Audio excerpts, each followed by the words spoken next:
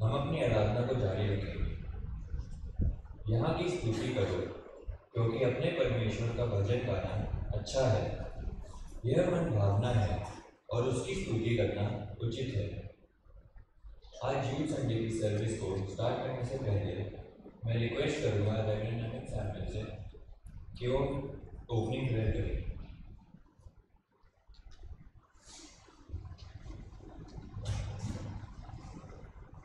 आइए जो अपनी इबादत में आगे बढ़ते हुए सिरों को झुकाएं, आंखों को बंद करें, दुआ करें।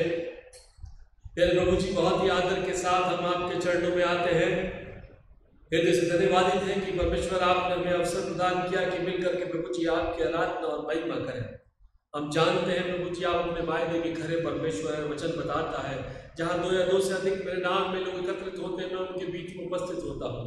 प्रभु हम धन्यवादित हैं इस फायदे के लिए पिता, और हम विश्वास करते हैं प्रभु जी हम इस योग्य तो नहीं है कि प्रभु जी आपको अपने पद में बुला सके, क्योंकि यशायाह 66 उसके पहले दूसरे पद में आप कहते हो ये पृथ्वी मेरे चरणों की चौकी, स्वर्ग मेरा सिंहासन है, तुम मेरे लिए कौन सा स्थान बनाओगे? मेरे ठहरने का, मेरे रहने का कौन सा स्थान होगा?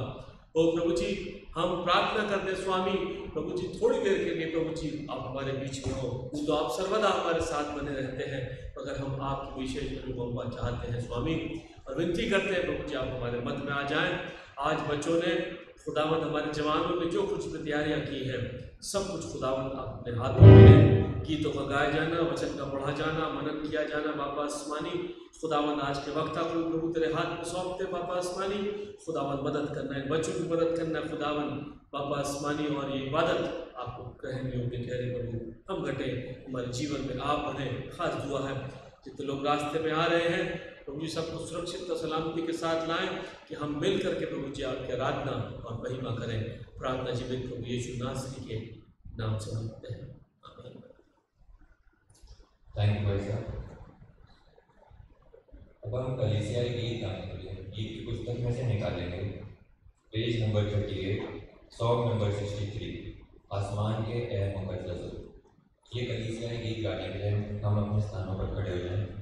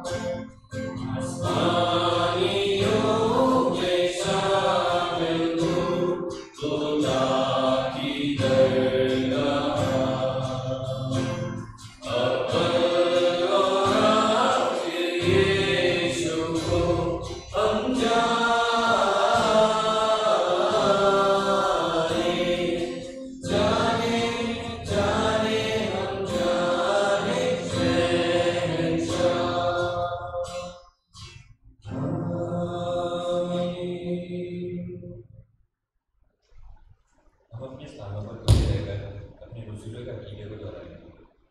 मैं इंतजार करता हूँ खुदा का जिसने आसमान और जमीन को पैदा किया और उसके इकलौते बेटे हमारे प्रभु यीशु मसीह है, जो रोग दोष से नसीब होकर हमारे मरियम से पैदा हुआ, पैंतीस पिलातुस की उम्र में उठाया, सलीब पर खींचा गया, मर गया और दफन हुआ, तीसरे दिन को उसके जीवन आसमान पर चढ़ गया, जब आप के दाहिने पैर पर जहाँ से जिंदगी और मौत को साफ करने वाला मैं निकाल करता हूँ दोस्त पर आपके सियाह पर गलतियों के बाद गुनाहों की माफी जिसे हम और मेरे से करती है।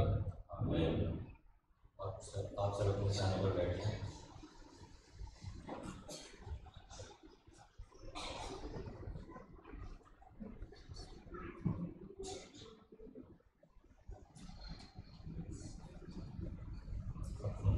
आइए हम अपने सर को झुकाएं और प्रार्थना में आगे बढ़ें। धन्यवाद धन्यवाद धन्यवाद देते हैं पिता परमेश्वर सुंदर दिन के लिए जिसमें आपने हम सभी को प्रवेश करा और ये मौका दिया कि हम आपकी सुंदर सभा का एक पिता परमेश्वर हिस्सा बनने वाले हो सके।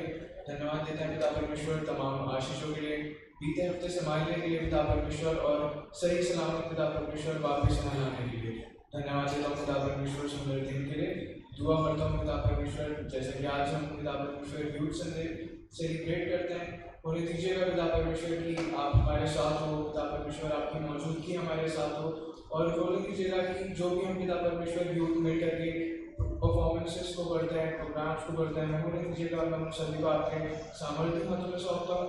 मैं मांगता हूँ पिता परमेश्वर हम सारी चीज़ों को आपका नाम लेकर के करते हैं और हमें विश्वास है पिता परमेश्वर की सारी चीज़ें काफ़ी अच्छी तरीके से हो भी जाएंगी पिता परमेश्वर। मैं दुआ करता हूँ पिता परमेश्वर हमारे चर्च के लिए, हमारे पास्टर्स के लिए पिता परमेश्वर, उनकी फैमिलीज के लिए मैं धन्यवाद देता हूँ पिता परमेश्वर कि आपने पिता परमेश्वर उन लोगों को हमारे लिए चुना है कि आप पिता परमेश्वर उनके द्वारा हमसे बातें कर सकें। दुआ करता हूँ पिता परमेश्वर हमारे दोनों पास्टर्स के लिए, दोनों को मैं आपके सामर्थ्य हाथों में सौंपता हूँ। होने दीजिएगा पिता परमेश्वर कि आप दोनों ही को सारी शैतानी शक्तियों से, शैतानी बातों से बचाइएगा और होने दीजिएगा जिस तरीके से वो पिता परमेश्वर आपके वचन को हम तक पहुंचाते आए हैं वो आगे भी इस काम को करते रहें और हम तक ही नहीं पिता परमेश्वर वो और भी लोगों में पिता परमेश्वर आपके वचन को फैलाने वाले हो सके। दुआ करता हूँ दोनों की फैमिलीज को, मैं उनको भी आपके हाथों में सौंपता हूँ पिता परमेश्वर। जितने भी बच्चे हैं पिता परमेश्वर आप उनको संभालिएगा, उनके जीवन को मैं आपके हाथों में सौंपता हूँ, उनके एजुकेशन को पिता परमेश्वर, सारी चीज़ों को मैं आपके आगे रखता हूँ पिता परमेश्वर और मांगता हूँ कि होने दीजिएगा पिता परमेश्वर जैसे जैसे वो अपने लाइफ में आगे बढ़ते हैं आप उनके साथ हो, उनको संभालें। मैं दुआ करता हूँ किसी भी प्रकार की शैतानी शक्तियों में, बातों में वो ना पाए जाए, परंतु पिता परमेश्वर आपके वचनों में बहुत से आगे बढ़े। दुआ करता हूँ पिता परमेश्वर में पास्टोरेट कमेटी, WSCS, MYF और संडे स्कूल के लिए जितने भी लोग पिता परमेश्वर लीडर्स इनको संभालने के लिए, लीड करने के लिए अपॉइंटेड हैं, दुआ करता हूँ पिता परमेश्वर उन सभी को मैं आपके सामर्थ्य हाथों में सौंपता हूँ। होने दीजिएगा पिता परमेश्वर की वो सारे लोग पिता परमेश्वर अपनी बुद्धि से नहीं परंतु आपके डर में होकर पिता परमेश्वर आपके दिए गए मार्ग पर चल करके पिता परमेश्वर सारी चीज़ों को संभालने वाले हो सके। मैं दुआ करता हूँ पिता परमेश्वर सारे बड़े लोगों को मैं आपके हाथों में सौंपता हूँ पिता परमेश्वर आप उनको संभालिए पिता परमेश्वर, बुद्धि अगर समझ ज्ञान दीजिए सबके परिवारों में पिता परमेश्वर, उनको पिता परमेश्वर आप आशीषित करिए ताकि पिता परमेश्वर वो अपने जीवन में बहुत अच्छी तरीके से आगे बढ़ने वाले हो सके पिता परमेश्वर और तरक्की को करें। मैं सभी बच्चों को पिता परमेश्वर संडे स्कूल के एम्पायर के जवानों को, वायर के पिता परमेश्वर सभी सदस्यों को आपके समर्पित हाथों में सौंपता हूँ। होने दीजिएगा पिता परमेश्वर कि आप उन सभी को संभालें, अपने बच्चों में पिता परमेश्वर अपने राज्य में बढ़ाएं और अपने वचन और अपने वचन की भूख और प्यास दें। मैं सभी को फिर से आपके समर्पित हाथों में सौंपता हूँ पिता परमेश्वर। दुआ करता हूँ हमारे बीच में जितने भी लोग प्रेजेंट हैं पिता परमेश्वर जो आने वाले हैं या किसी भी कारणवश से वो नहीं आ पाएंगे, मैं दुआ करता हूँ पिता परमेश्वर सभी को मैं आपके हाथों में सौंपता हूँ। जितने भी बच्चे हैं, बुजुर्ग हैं पिता परमेश्वर, जवान हैं, उन सभी के पिता परमेश्वर आप साथ होइएगा। दुआ करता हूँ पिता परमेश्वर आप सभी को संभालिएगा। जितने भी बच्चे हमारे बीच में प्रेजेंट हैं मैं सभी के फ्यूचर को, उनके एजुकेशन को पिता परमेश्वर, उनके जीवन को आपके हाथों में सौंपता हूँ। होने दीजिएगा पिता परमेश्वर जिस तरीके से हम सभी लोग पिता परमेश्वर आज तक पिता परमेश्वर अपने जीवन में किसी भी परेशानी से पिता परमेश्वर सफलतापूर्वक लड़ते हुए आए हैं, मैं मांगता हूँ पिता परमेश्वर की मदद करिएगा कि आपकी सामर्थ्य हमारे पास होती है, उन जीवन भर पिता परमेश्वर आपके द्वारा उन सारी परेशानियों से, दिक्कतों से पिता परमेश्वर लड़ने वाले हो सकें। मैं सभी जवानों को आपके हाथों में सौंपता हूँ पिता परमेश्वर, सभी के साथ रहिएगा पिता परमेश्वर। जैसे कि पिता परमेश्वर वो लोग अपने जीवन में आगे बढ़ते हैं तो आप उन्हें बुद्धि, अकल, समझ, ज्ञान से नवाजिएगा कि वो अपने जीवन को पिता परमेश्वर एक सही डायरेक्शन की ओर मोड़ने वाले हो सके। मैं सारे बुजुर्गों को आपके हाथों में सौंपता हूँ, आप पिता परमेश्वर उनके स्वास्थ्य का पिता परमेश्वर ध्यान रखिएगा। मैं मांगता हूँ पिता परमेश्वर होने दीजिएगा जितने भी लोग पिता परमेश्वर बुजुर्ग कमजोर हैं, बीमार हैं पिता परमेश्वर, मैं सभी को आपके सामर्थ्य हाथों में सौंपता हूँ। आप उनको बल, शक्ति, सामर्थ्य प्रदान करिएगा कि पिता परमेश्वर वो अपने जीवन को सही रीति से व्यतीत करने वाले हो सकें। मैं दुआ करता हूँ पिता परमेश्वर बीमारों के लिए, जैसे कि पिता परमेश्वर आज के टाइम में डेंगू जो है वो बहुत फैल रहा है पिता परमेश्वर। मैं दुआ करता हूँ पिता परमेश्वर कि आप सभी लोगों को जो भी पिता परमेश्वर इससे अफेक्टेड हैं सभी को आप चंगा करें पिता परमेश्वर। और ये जो भी जिस भी प्रकार के डिजीज है जो बहुत तेजी से फैल रहे हैं पिता परमेश्वर, मानते हैं कि ये भी बहुत पिता परमेश्वर कम हो जाए, इसका जितना भी स्प्रेड है वो सब कम होने वाला हो सके। मैं दुआ करता हूँ पिता परमेश्वर सभी लोगों को पिता परमेश्वर जो भी इससे अफेक्टेड है सामर्थ्य दीजिएगा पिता परमेश्वर की वो इस पिता परमेश्वर चीज से लड़ने वाले हो सके। मैं दुआ करता हूँ पिता परमेश्वर और भी अन्य तरीके की पिता परमेश्वर जितने भी वायरल इन्फेक्शन है हम सभी के लिए दुआ करता है पिता परमेश्वर कि आप उनको पिता परमेश्वर और जितने भी लोग इनसे पिता परमेश्वर अफेक्टेड है, ग्रस्त है, आप उनको उनसे छुटकारा दें पिता परमेश्वर। मैं दुआ करता हूँ पिता परमेश्वर हमारे पिता परमेश्वर जितने भी लोग पिता परमेश्वर इस वीक में अपने बर्थडेज को, एनिवर्सरीज को सेलिब्रेट करते हैं, मैं धन्यवाद देता हूँ पिता परमेश्वर कि आपने उनके जीवनों में पिता परमेश्वर एक और नया साल जोड़ा पिता परमेश्वर, जिसमें आपने उन्हें तरक्की दिखाई, आशीषें दिखाई पिता परमेश्वर। दुआ करता हूँ पिता परमेश्वर होने दीजिएगा कि सभी लोग पिता परमेश्वर इसी रूप से आशीषित होते चले जाएं पिता परमेश्वर। और मैं उनके जीवन को आपके हाथों में सौंपता हूँ पिता परमेश्वर होने दीजिएगा कि वो अपने जीवन को आपके डर भर में आगे भी बिताने वाले हो सके। दुआ करता हूँ पिता परमेश्वर मैं सभी के जीवन को आपके हाथों में सौंपता हूँ, आपकी आशीषों को बरकतों को उनके जीवन में मांगता हूँ पिता परमेश्वर। और होने दीजिएगा पिता परमेश्वर जैसे वो अपनी लाइफ में आगे बढ़ते हैं पिता परमेश्वर होने दीजिएगा कि वो आपके डर भय में पाए जाने वाले हो सकें। दुआ करता हूँ पिता परमेश्वर विशेषकर मैं अपने संसार के लिए और अपने देश के लिए पिता परमेश्वर जिस भी प्रकार के कॉन्फ्लिक्ट जो चल रहे हैं पिता परमेश्वर इजराइल और गाजा के बीच में, हम नहीं जानते पिता परमेश्वर के कॉन्सिक्वेंसेस क्या होंगे या हालात और क्या हो सकते हैं पिता परमेश्वर, पर हम ये जानते हैं कि आप पिता परमेश्वर उनको संभालने वाले हैं। दुआ करता हूँ पिता परमेश्वर की होने दीजिएगा कि शांति का माहौल पिता परमेश्वर फिर से वापस आने वाला हो सके पिता परमेश्वर। होने दीजिएगा जो भी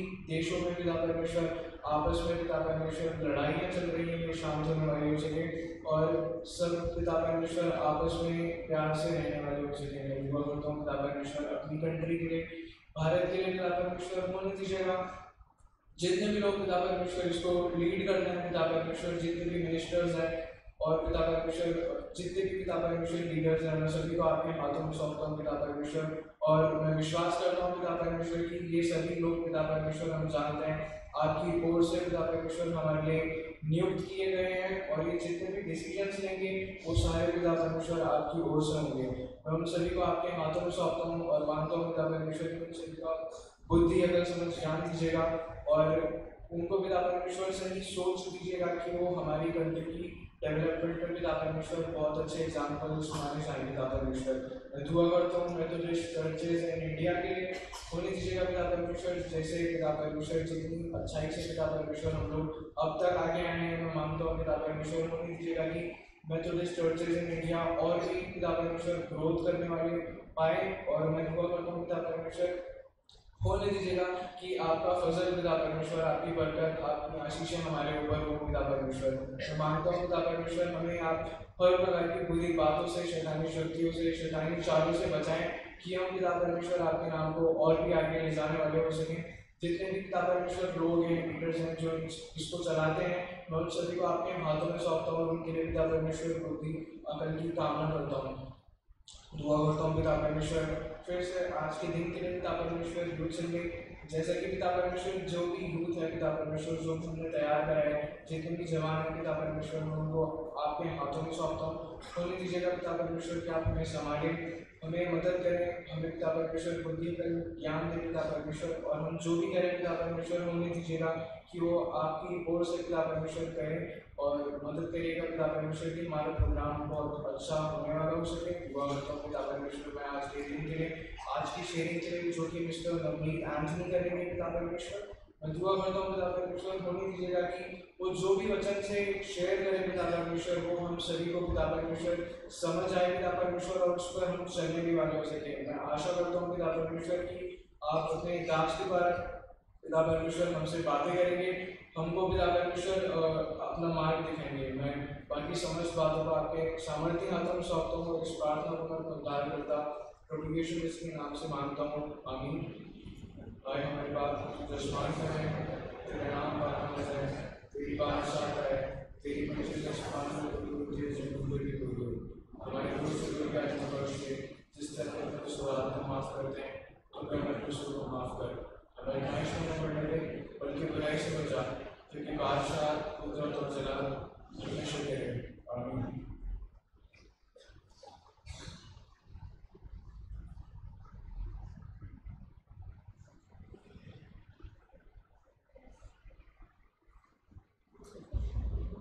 आप सबको जय मसीह की। मैं परमेश्वर का धन्यवाद करती हूँ इस समय के लिए कि मैं आप सबके सामने MYF की ट्रेजरर रिपोर्ट प्रेजेंट कर पा रही हूँ। लास्ट ईयर 31 अक्टूबर 2022 में हमने यूथ संडे किया था, जिसकी ऑफरिंग ₹19,306 थी। उसके बाद नवंबर में हमने कैरल कंपटीशन ऑर्गेनाइज कराया था, जिसमें हमने एंट्री फीस भी रखी थी। टोटल एंट्री हमारे पास ₹2,200 आई थी, जिसका टोटल एक्सपेंस ₹41,925 आया था। दिसंबर में हमने door to door carol singing करी, जिसकी टोटल ऑफरिंग ₹65,320 आई। हर बार की तरह 31 दिसंबर को हमने वॉचमैन सर्विस करी, और उसके साथ ही यूथ एंड क्वायर मेंबर्स का डिनर का अरेंजमेंट भी किया, जिसका टोटल खर्चा ₹6,110 आया। इस सर्विस में हमने गिफ्ट्स भी डिस्ट्रीब्यूट किए, जिसका खर्चा ₹17,185 आया था। हमने इस साल 2023 में गुड फ्राइडे की सर्विस के बाद चर्च के सभी लोगों के लिए रिफ्रेशमेंट अरेंज किया, जिसका एक्सपेंस ₹7,680 था। मई में हमने एक डिस्ट्रिक्ट सेमिनार ऑर्गेनाइज किया, जिसमें हमारा टोटल खर्चा ₹12,965 था। हमने जून में VBS में संडे स्कूल के साथ भी वॉलंटियर किया और एक दिन की रिफ्रेशमेंट का भी अरेंजमेंट किया, जिसका एक्सपेंस ₹5,600 था। अभी 24 सितंबर को हमने parents and donors registration programme किया, जिसमें हमने डिनर का भी अरेंजमेंट किया, जिसका टोटल खर्चा ₹24,042 आया। इन सभी कामों के लिए लोग हमें डोनेशन देकर हेल्प करते हैं। टोटल डोनेशन हमारे पास पूरे ईयर में आई 28,000। इसके साथ ही साथ हम यूथ मेंबर्स हर महीने अपना प्लेज देते हैं, जिसकी वजह से हमारे पास ₹4,837 कैश इन हैंड है। मैं एक बार फिर से परमेश्वर का, हमारे दोनों पास्टर्स का, हमारे चर्च ट्रेजरर, डोनर्स और सीनियर मेंबर्स का धन्यवाद करती हूँ कि वो हमारी नीड्स में और हमारी हेल्प करते हैं, हमारी फाइनेंशियल नीड्स में हमारी हेल्प करते हैं। Thank you.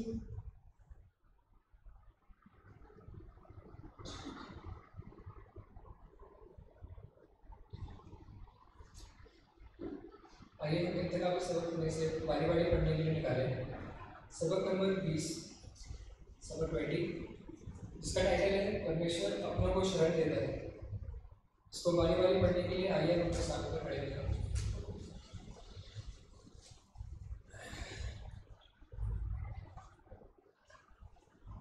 परमेश्वर हमारा संरक्षण और बल है, संकट में सहायक, जो अति सहज से मिलता है।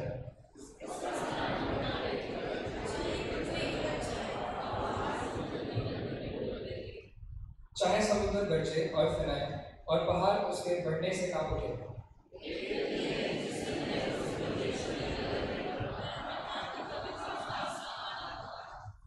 परमेश्वर उस नगर के बीच में है, वह नहीं डरेगा। वह फटते ही परमेश्वर उसकी सहायता करता है।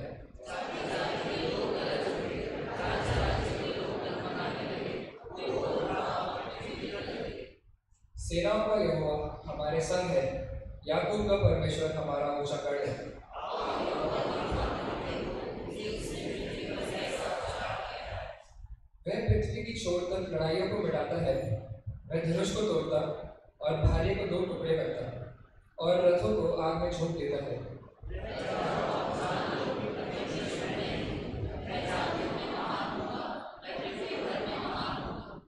सेनाओं का यहोवा हमारे संग है, याकूब का परमेश्वर हमारा ऊंचा गढ़ है।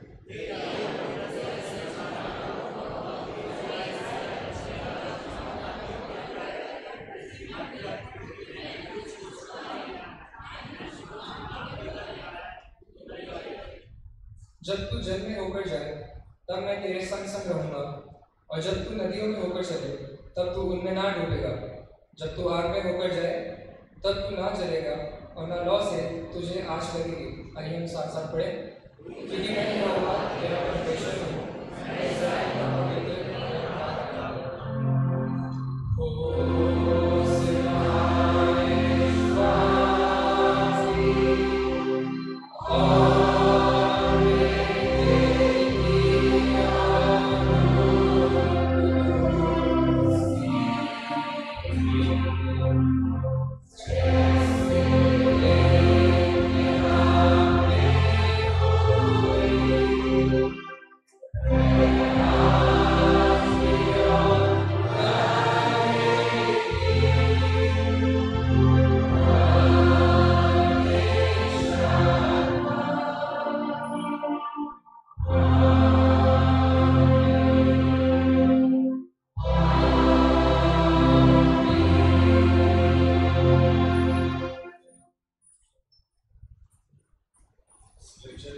स्क्रिप्चर रीडिंग के लिए हम सब अपने स्थानों पे खड़े रहेंगे। आइए हम सब बाइबल में से पढ़ने के लिए निकालेंगे। आज हमारे पास 2 बाइबल पोर्शंस हैं, जिसमें से पहला है गलातियों, उसका 5वां अध्याय, उसकी 7 से 9 आयत तक, और दूसरा पोर्शन है प्रकाशित वाक्य, उसका 2रा अध्याय, उसकी 5वीं आयत। गलातियों उसका 5वां अध्याय, उसकी 7 से 9 आयत तक, और प्रकाशित वाक्य उसका 2रा अध्याय 5वीं आयत। पहला पोर्शन कुछ इस प्रकार है।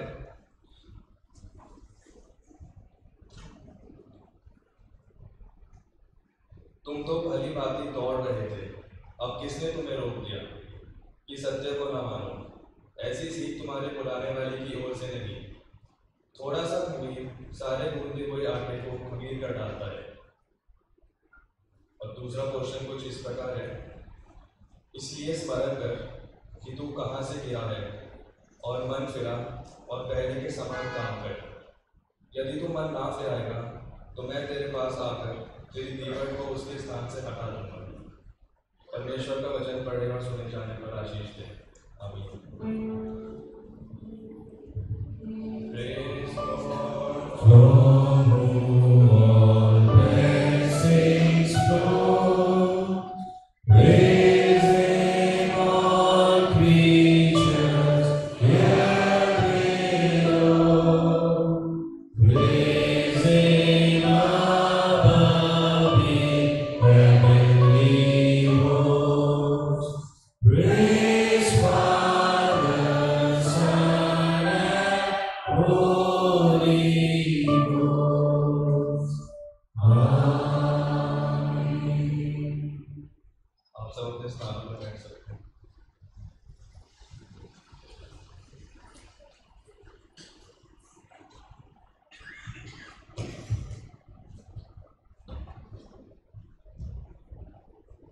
आप सबको जय मसीह की। मैं परमेश्वर का धन्यवाद करता हूँ कि उसने मुझे समय दिया कि मैं आप सबके सामने 2022-23 की प्रेजेंट रिपोर्ट प्रेजेंट कर सकूँ। हमारी लास्ट एक्टिविटी 31 अक्टूबर को यूथ संडे थी, जिसमें यूथ ने चर्च को लीड किया और हमारे एक यूथ मेंबर ने चर्च सर्विस को शेयरिंग भी की।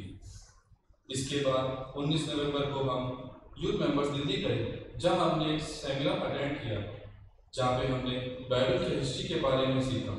नवंबर के मंथ में ही हमने कैरल कॉम्पिटिशन भी ऑर्गेनाइज किया, जिसमें काफ़ी चर्चेस और क्रिश्चियन इंस्टीट्यूट्स ने पार्टिसिपेट किया। 13 से 22 दिसंबर को हमने पास्टर्स के साथ जाकर घर घर जाके परमेश्वर के पैदा होने का सुसमाचार सबको सुनाया। 25 दिसंबर को क्रिसमस की शाम को हमने नॉन क्रिश्चियंस के लिए एक छोटा सा प्रोग्राम ऑर्गेनाइज किया जिसमें हमने उनको केक खिलाकर और परमेश्वर के वचन के बारे में बताया और उनके लिए प्रार्थना की थी। 31 दिसंबर को हमने वॉचनाइट सर्विस का अरेंजमेंट किया जिसमें हमारे साथ चर्च के काफ़ी लोग मिलकर सहभागिता की। सर्विस से पहले हम क्वायर और यूथ का डिनर किया, उसके साथ वॉचनाइट सर्विस का रिफ्रेशमेंट भी अरेंज किया। इसके साथ हमने pastor, senior members, youth members, donor और हेल्पर्स को टोकन ऑफ लव गिफ्ट दिए। साल 2023 में कुछ यूथ मेंबर्स ने 26 जनवरी को चर्च में आकर फ्लैग होस्टिंग में पार्टिसिपेट किया। 1 अप्रैल को हम पाम संडे की डेकोरेशन के लिए सुबह पाम लीव्स लेने गए और शाम को चर्च डेकोरेशन की। 7 अप्रैल को गुड फ्राइडे के दिन हम सब ने कांग्रेगेशन के लिए रिफ्रेशमेंट का अरेंजमेंट किया। 8 अप्रैल को हम एक्स कलर के में चर्च और संडे स्कूल की हेल्प की और नेक्स्ट दिन ईस्टर टाउन सर्विस में हमने स्पेशल सॉन्ग प्रेजेंट किया। 30 अप्रैल को हमारे सीनियर पास्टर के द्वारा हमारी एम्पायर की न्यू बॉडी इलेक्ट हुई। इसके बाद 28 मई को हमारे चर्च में रुड़की मुजफ्फरनगर डिस्ट्रिक्ट का एक सेमिनार ऑर्गेनाइज हुआ जिसको ऑर्गेनाइज करने में हमारे यूथ मेंबर्स ने हमारे यूथ डायरेक्टर डॉक्टर यूसुफ दास की हेल्प की। फिर 19 मई से 4 जून तक हमने संडे स्कूल की पीबीएस में हेल्प की जिसमें हमने वॉलंटियर्स का काम किया और कुछ बच्चों ने टीचिंग भी की। 15 जून को हमने चर्च के बाद चर्च की सफाई की और 15 अगस्त को भी हमने कुछ बच्चों ने फ्लैग होस्टिंग में पार्टिसिपेट किया। हमारी लास्ट एक्टिविटी सितंबर को 24 तारीख को थी जिसमें हमने पेरेंट्स फेलिसिटेशन का प्रोग्राम किया जिसमें हमने हमारे डोनर्स को फेलिसिटेट किया और सीनियर मेंबर्स को फेलिसिटेट किया और साथ में पेरेंट्स को भी। इसी के साथ हम लोग हर संडे कुछ लोगों के घर जाते हैं जो लोग बीमार होते हैं और उनके लिए प्रार्थना करते हैं। कभी कभी ऐसा होता है कि हम किसी के घर नहीं जा पाते हैं, उसके लिए हम सॉरी बोलते हैं क्योंकि कुछ लोगों का घर दूर होता है तो टाइम नहीं होता है, तो उसके लिए हम अभी से सॉरी बोलते हैं। आगे से हम ध्यान रखेंगे कि हम सब लोग के घर जाएं और सबके लिए प्रार्थना करें। और हमारे आगे फ्यूचर प्लान जो हैं वो ये है कि हम आगे बाइबल स्टडी करेंगे, चेन प्रेयर करेंगे और हर वीक प्रार्थना करेंगे। इसी के साथ मैं धन्यवाद देता हूँ परमेश्वर का कि उसने आज ही हमें मौका दिया कि हम यूथ संडे सेलिब्रेट कर सकें। और मैं हमारे दोनों पास्टर्स का भी धन्यवाद करना चाहता हूँ, रेवरेंड दिनेश प्रसाद और रेवरेंड अमित संगल का भी। वो हमें हर समय गाइड करते हैं और हमें परमेश्वर में आगे बढ़ने का मौका देते हैं। मैं हमारी पास्टर कमेटी का धन्यवाद करता हूँ कि वो हमें फाइनेंशियली और मॉरली बहुत सपोर्ट करते हैं। और मैं हमारे सारे टीम्स का धन्यवाद करता हूँ, WSS का, संडे स्कूल बोर्ड का और क्वायर का मैं धन्यवाद करता हूँ कि वो हर समय हमारी सहायता करते हैं, हमें गाइड करते हैं कि कैसे कैसे करना है। मैं स्पेशल थैंक देना चाहूँगा मिस्टर ललित एंथनी का कि उन्होंने हमारी एक रिक्वेस्ट पर आकर शेयरिंग की। उसी के साथ मैं धन्यवाद करता हूँ हमारे यूथ मेंबर्स का कि वो परमेश्वर के कामों के लिए हर समय आगे रहते हैं। और मैं एक छोटा सा थैंक्स बोलना चाहूँगा कुछ लोगों का, तो उसके लिए मैं अपनी यूथ की हेल्प चाहूँगा। टोकन ऑफ लव देना चाहिए कुछ लोगों को, तो मैं उसके लिए रिक्वेस्ट करूँगा हमारे चर्च सेक्रेटरी से, चर्च ट्रेजरर से और चर्च वाइस प्रेसिडेंट से कि वो सामने आ जाए। ओ सॉरी, एनवाईएफ के।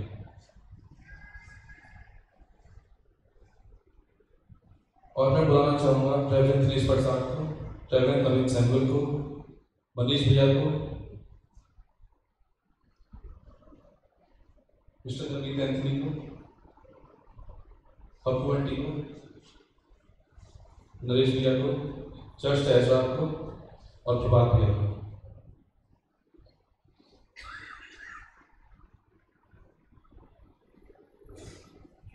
हमारे church treasurer PM Samuel, Manish भैया।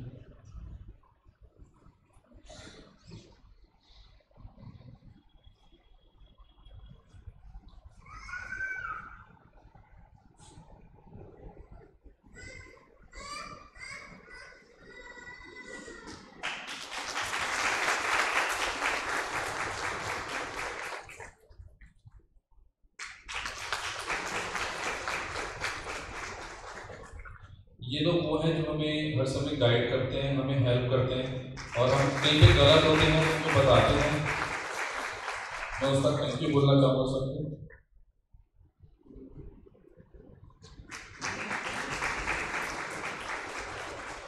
अगर मनीष भाई के घर से कोई भी हो, तो भी तो स्तुति जी को बोलूँगा कि भी आप ले लें।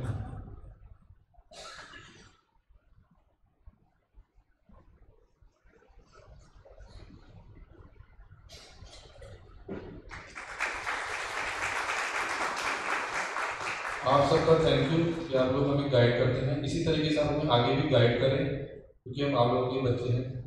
अगर कहीं गलत हो तो आप लोग हमें डांट भी सकते हैं, उसके लिए थैंक यू। और खासकर मैं आपको आंटी का थैंक यू करना चाहूँगा कि वो लोग हमें बचपन से सिखाती हैं हर चीज़। उन्होंने आज हमें इस काबिल बनाया कि हम चर्च लीड कर सकें। Thank you aunty.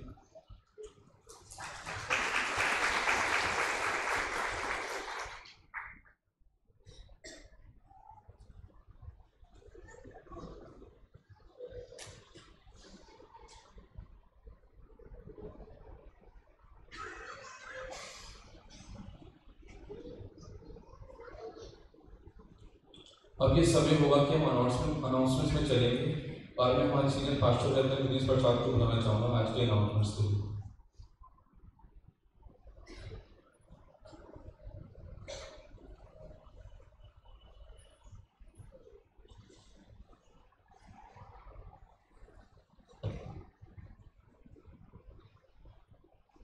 मैं अनाउंसमेंट सुनाने से पहले आपको प्रभु यीशु के नाम में आशीष देना चाहता हूँ, और खास ब्लेसिंग मैं मेथोडिस्ट यूथ फेलोशिप के सभी जवानों को देना चाहता हूँ कि ये लोग बहुत हार्ड वर्क करते हैं और अपने परिश्रम को प्रभु के सामने रखते हैं, और इसलिए हम उन सब इनके लिए प्रार्थना करें कि बहुत आगे परमेश्वर की आशीष में बढ़ते जाएँ, स्पिरिचुअली ग्रो करें और प्रभु के अनुग्रह को अपने जीवन में पूरी तरीके से पाएं।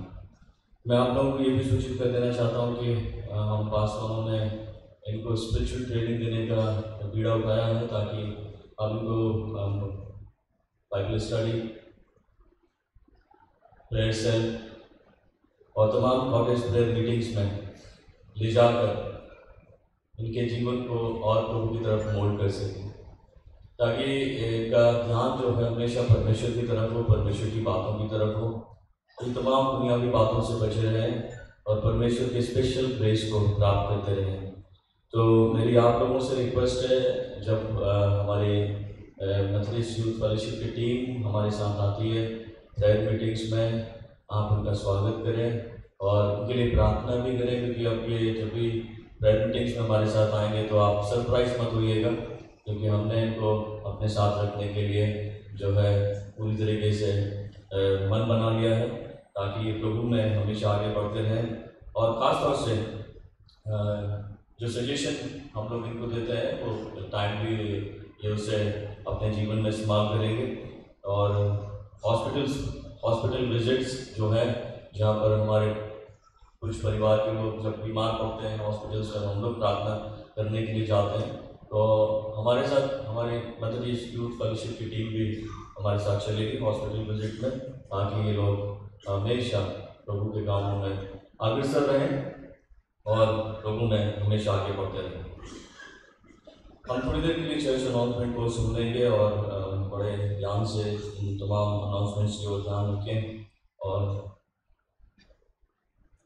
जो नोट करना चाहते हैं आप उन बातों को नोट कर सकते हैं। हमारे रविवार की आराधना का समय अक्टूबर महीने तक जो है सुबह 9 बजे का है, और नवंबर महीने के पहले संडे से ये समय बदल दिया जाएगा और उस समय होगा सुबह 10 बजे। तो याद रखें कि अक्टूबर महीने का जो आखिरी संडे होगा तब तक हम लोग सुबह 9 बजे इबादत करेंगे, और संडे स्कूल भी सुबह 9 बजे का ही हुआ करेगा। लेकिन जब नवंबर महीने के पहले संडे में हम लोग परमेश्वर के भवन में आएंगे इबादत करने के लिए, उस समय में तब्दीली होगी, सुबह 10 बजे का समय होगा, और संडे स्कूल का समय भी सुबह 10 बजे का ही होगा। लास्ट संडे आप लोगों ने जो हदिया दिया, सब डोनेशंस वगैरह टाइम्स वगैरह में मिला के जो है इसका अमाउंट होता है ₹1,04,006, 1,04,406 रुपये। हम शुक्रगुजार हैं कि परमेश्वर के लोग हमेशा अपनी शुक्रगुजारियों को परमेश्वर के सामने रखते हैं और निरंतर परमेश्वर के कामों के वास्ते अपने जनरस डोनेशंस ब्लेसिंग के तहत हमेशा परमेश्वर के आगे रखते हैं, ताकि परमेश्वर के हर एक कामों को पूरा किया जा सके। ये शुक्रगुजारी हमारे पास आई है। ये शुक्रगुजारी एक दंपति ने रखी है जो अपने विवाह की 20वीं वर्षगांठ को मनाया, और ये बीते वक्त की बात है और हम इस परिवार में प्रार्थना के लिए शामिल थे और हमने पूरी तरह से जो है इस परिवार को आशीष दे, और हम प्रार्थना करते हैं कि प्रभु इस शुक्रगुजारी को भी ग्रहण करे और अपने इस परिवार को ढेर सारी ब्लेसिंग्स में आगे बढ़ाए। बीते वक्त में प्रभु की एक बेटी बीमार थी और डेंगू का इम्पैक्ट था उनके शरीर पे, हॉस्पिटलाइज भी हुई, लेकिन परमेश्वर ने उन्हें डेंगू से हीलिंग दी और परमेश्वर का ये फेथफुलनेस जो प्यार के तहत उन्होंने रिसीव किया, उसके चलते ये शुक्रगुजारी उन्होंने परमेश्वर के सामने रखी है। मैं नाम नहीं लेना चाहता, लेकिन मैं प्रार्थना करता हूँ कि परमेश्वर ऐसे ही अपनी बेटी के सहायक हों और उनका ख्याल रखें और चंगाइयों में हमेशा आगे बढ़ाते रहें। एक और शुक्रगुजारी परमेश्वर के एक और परिवार की ओर से रखी गई है। ये परिवार भी प्रभु की आशीषों में फल फूल रहा है और निरंतर परमेश्वर ने इन्हें संभाला है। बीते वक्त में भी प्रभु की बेटी जो है बीमार थी, लेकिन उस वक्त उन्होंने अपनी शुक्रगुजारी दी। चंगाई होने के बाद एक बार फिर से इस घराने ने प्रभु के सामने प्रभु की आशीषों के चलते ये शुक्रगुजारियाँ रखी हैं और हम इनको प्रभु के सामने अर्पण करते हैं। प्रभु अपना अनुग्रह इनके जीवन के ऊपर रखे। एक और 5,000 रुपये की शुक्रगुजारी परमेश्वर के परिवार ने रखी है और ये शुक्रगुजारी ही परमेश्वर की आशीषों के चलते इस वक्त में रखी गई है। और मैं आप लोगों को बता देना चाहता हूँ कि ये परिवार भी आने वाली 18 तारीख को अपनी वेडिंग एनिवर्सरी को सेलिब्रेट करेंगे और हम इनके लिए प्रार्थना करें और परमेश्वर में ये परिवार खूब आशीषित और फलवंत होते चले जाएं। एवरी मंथ परमेश्वर के बेटे चाहे उन्हें बोनस मिले, चाहे वो अपनी सैलरी को अपने बॉसेस से ग्रहण करें, परमेश्वर के सन्मुख हमेशा अपने शुक्रगुजारी का 10वां हिस्सा प्रभु का ये बेटा रखता है और हम हमेशा इस हिस्से को परमेश्वर के आगे अर्पण करते हैं। और जब हम ऐसा करते हैं, हम बड़े विश्वास के साथ कहते हैं कि प्रभु अपने आसमान के झरोखों को खोलता है और आशीष देता है। हमारी प्रार्थना ये है कि प्रभु का बेटा हमेशा ऐसे ही आशीषित रहे। और एक और प्रभु के बेटे ने अपनी कमाई में 10वां हिस्सा रखा है। हर महीने की तरह हम इस हिस्से को भी परमेश्वर के आगे रखते हैं, ताकि प्रभु अपनी करुणा, अपनी दया में हमेशा अपने प्रिय लोगों को आशीष देते रहें। मैं खास धन्यवाद देता हूँ आप सबके लिए कि आप सब लोग फ्राइडे में आए। जितने भी लोग आए हमने उन सब के लिए प्रार्थनाएं की, और जो लोग ऑनलाइन बने रहे, जिन्होंने वर्शिप को मिस किया, प्रार्थना को मिस किया, हम लोगों ने उनके लिए ब्लेसिंग मांगी है परमेश्वर से। और हमारी उम्मीद है परमेश्वर से कि परमेश्वर हमारी संपूर्ण कलीसिया को, हमारे साथ जुड़ने वाले हर एक व्यक्ति को परमेश्वर आशीष दे, ताकि हम ऐसे ही स्पिरिचुअली आगे बढ़ते रहें और परमेश्वर के लिए इस्तेमाल होते रहें। मेरी गुजारिश है तमाम WSS मेंबर्स से कि वो थोड़ी देर के लिए इबादत के बाद रुकें, और मैं रिक्वेस्ट करूँगा क्योंकि मैं इस बॉडी को ऑर्गेनाइज करना चाहता हूँ, अगर आप लोग सब इच्छुक हैं, मेथोडिस्ट मैन फेलोशिप को हम ऑर्गेनाइज करेंगे यहाँ इबादत के बाद में। तो मिस्टर नरेश लाल, आप लोग जो है इबादत के बाद रुकेंगे, ताकि हमारे चर्च के हर एक बॉडी को ऑर्गेनाइज करके ऑर्गेनाइज तरीके से काम करने के लिए हम लोग प्रेरित कर सकें, ताकि every wings of the church should grow spiritually और परमेश्वर के अनुग्रह में आगे बढ़ते चले जाएं और इस कलीसिया के लिए हमेशा आशीष का कारण बने रहें।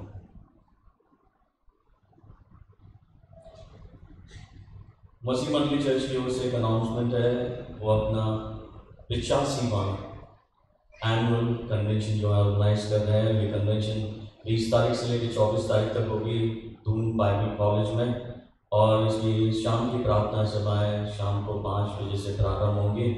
आप में से जितने भी आशीषित होना चाहते हैं, आप लोग पूरी तरीके से आमंत्रित हैं और इसका लाभ उठा सकते हैं। रिलेशनशिप बिल्डिंग सेमिनार के लिए हम लोग लास्ट टाइम भी अनाउंस किए थे, उससे पहले भी अनाउंस किए थे। 16-17 अक्टूबर को ये मॉरिसन मेमोरियल चर्च में होना पाया गया है। और ये समय जो होगा, अगर आप लोग इस सेमिनार के जरिए रिलेशनशिप बिल्डिंग, रिलेशनशिप किसी भी प्रकार का हो सकता है, परमेश्वर से आपका रिलेशनशिप, फैमिली रिलेशनशिप, आप इसके संबंध में और अधिकाई से जानना चाहते हैं और अपने रिलेशनशिप को मजबूत बनाना चाहते हैं, आप सबको मैं आमंत्रित करूंगा कि आप सब इस सेमिनार का हिस्सा बने। और ये सेमिनार जो है सुबह 9:30 बजे से लेकर शाम 4 बजे तक का होगा। उसमें रजिस्ट्रेशन, छोटा सा रजिस्ट्रेशन फीस है, और ये रजिस्ट्रेशन फीस जो है मात्र 100 रुपये है पर पर्सन। और इसमें आपको चाय और लंच की व्यवस्था जो की गई है उसके लिए ये छोटा सा रजिस्ट्रेशन रखा गया है।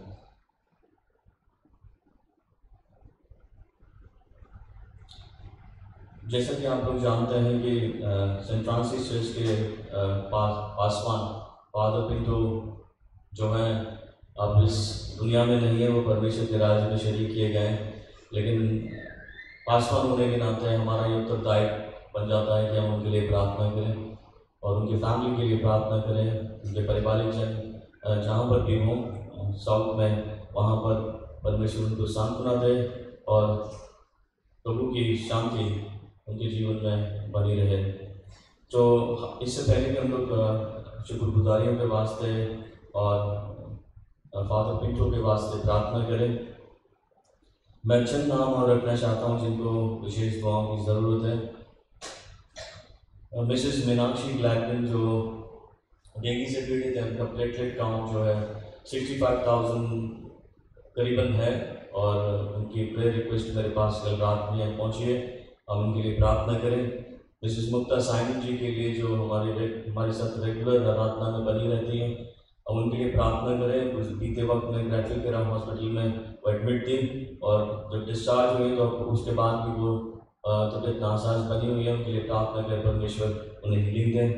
बेटे समर्पित के लिए प्रार्थना करें, सर्दी की चपेट में है, फीवर है, कॉफ है, कोल्ड है, तो परमेश्वर इस बेटे को चंगाई दे। शोएब डैनियल के लिए प्रार्थना करें, इसके बच्चे की सर्जरी होनी है। Mister and Mrs Vicky Daniel के बेटे हैं, और हम प्रार्थना करेंगे कि प्रभु का ये बेटा चंगाइयों में आगे बढ़े। और इस वीक में जो अपने बर्थडेज एनिवर्सरी सेलिब्रेट कर रहे हैं, उनके लिए हम विशेष प्रार्थना करें। उनके नाम इस तरीके से है, मिस्टर विकास डेविड का जन्मदिन आज है। बेबी प्रार्थना एंथनी का जन्मदिन 16 तारीख को है। बेबी मायशा का जन्मदिन 16 तारीख को है। मिस्टर अश्विन साइरस का जन्मदिन जो है 17 तारीख को है। रेवरेंड जेम्स विल्सन जो हमारी कॉन्फ्रेंस के पासवान हैं, उनका भी जन्मदिन 17 तारीख को है। मिसेस अल्पना कुमार जी अपना जन्मदिन 20 तारीख को सेलिब्रेट करेंगी। मिस्टर सैम चरण भी अपने जन्मदिन को 20 तारीख को सेलिब्रेट करेंगे। मिस मिशेल अनुग्रह 21 तारीख को अपने जन्मदिन को सेलिब्रेट करेंगी। और 16 अक्टूबर को Mrs and mister Navneet Anthony जो है अपनी वेडिंग एनिवर्सरी सेलिब्रेट करेंगे। 18 अक्टूबर को Mrs and mister EC hailing अपनी वेडिंग एनिवर्सरी सेलिब्रेट करेंगे। इनके लिए हम विशेष प्रार्थनाएं करें। आइए अपने सरों को प्रार्थना में झुकाएं और प्रार्थना मांगें। Let us pray. धन्यवाद देते पिता परमेश्वर कि हमको एक बार फिर से अवसर मिला कि हम तेरी हुजूरी में आ सके। हम सबसे पहले प्रभु तेरे खिदमतगार बेटे फादर पिंटो के लिए प्रार्थना करते हैं। प्रभु तूने अपनी योजना के तहत उन्हें अपने पास बुला लिया।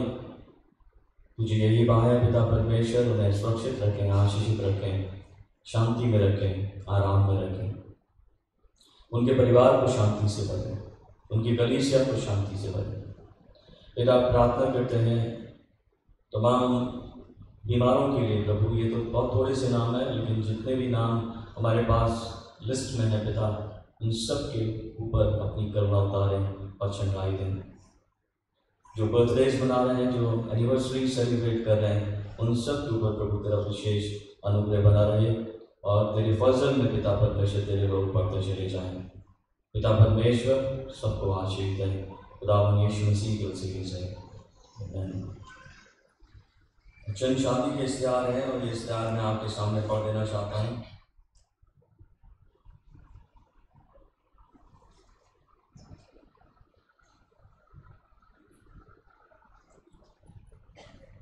मिस्टर एलन संजीव केदारी, जो मिस्टर संजीव राफेल केदारी के बेटे हैं और मैथोडिस्ट हिंदी चर्च नागपुर के सदस्य हैं, इनका विवाह मिस एलिस लॉन्गमैन, जो मिस्टर राजीव विजय लॉन्गमैन की बेटी हैं, हमारे चर्च की सदस्य हैं।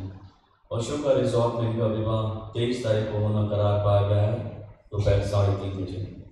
और ये विवाह के संबंध में दूसरी पुकार है।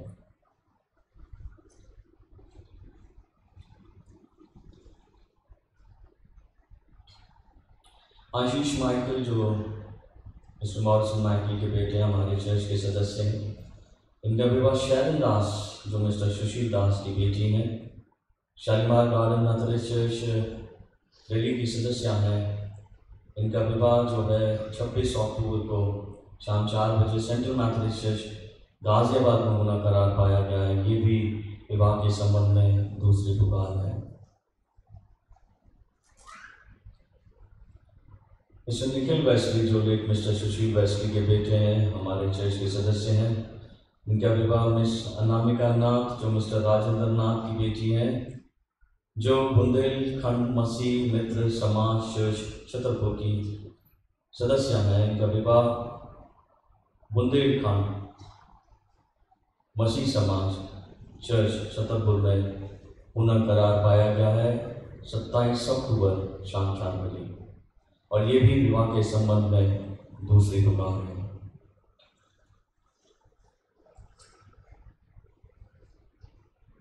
ओबेद जॉन, जो लेट मिस्टर एडविन जॉन के बेटे हैं और सेंट जेम्स सियनाई चर्च विकास नगर के सदस्य हैं, उनका विवाह मिस मीनाक्षी पीटर, जो मिस्टर सोलोमन पीटर की बेटी हैं, हमारे चर्च की सदस्य हैं। 3 नवंबर को शाम 4 बजे इनका विवाह इसी चर्च में होना करार पाया गया है। और ये विवाह के संबंध में पहली पुकार है।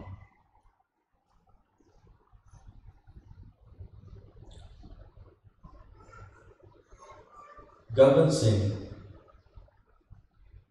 जो लेट मिस्टर बेन सिंह के बेटे हैं, सिटी मैथोडिस्ट चर्च मेरठ के सदस्य हैं। इनका विवाह मिस पॉलिना मसीह, जो मिस्टर जेम्स मसीह की बेटी हैं और हमारे चर्च की सदस्य हैं, 2 नवंबर शाम 4 बजे इनका विवाह इसी चर्च में होना करार पाया गया है। ये भी विवाह के संबंध में पहली पुकार है।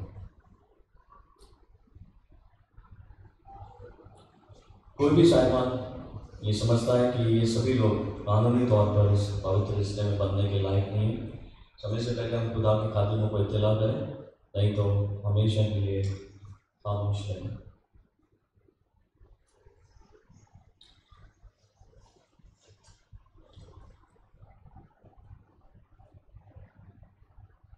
अजीजों, इसके अलावा हमारे पास और कोई विशेष सूचनाएं नहीं है।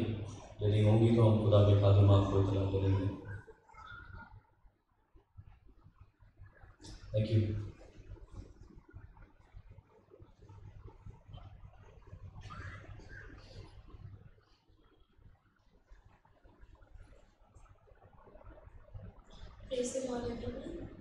अब समय होगा कि हम आज अपनी चर्च क्वायर के द्वारा एक गीत सुनेंगे।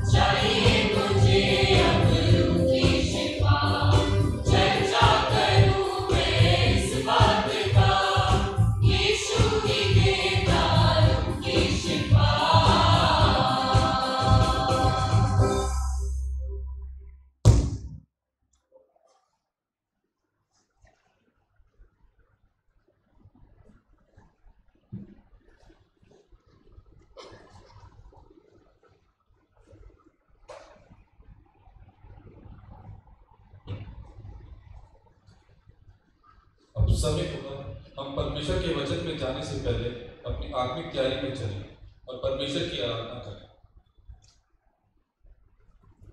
इसके लिए मैं वर्षिप टीम को आगे बुलाना चाहूँगा।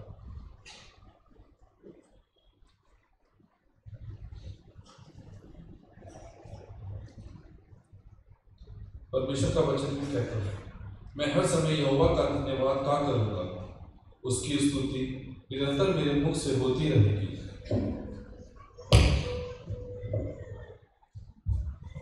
आप सब अपने स्थानों पे खड़े हो सकते हैं। परमेश्वर की हम आराधना में चलेंगे। ये सारी पृथ्वी के लोगों, यहोवा का जय जयकार करो, आनंद से यहोवा की आराधना करो, जय जयकार के साथ उसके सम्मुख करो। हम लोग अपने हाथों को उठाकर ताली बजाकर ये गाना गाएंगे। ये गाना सबको आता भी होगा।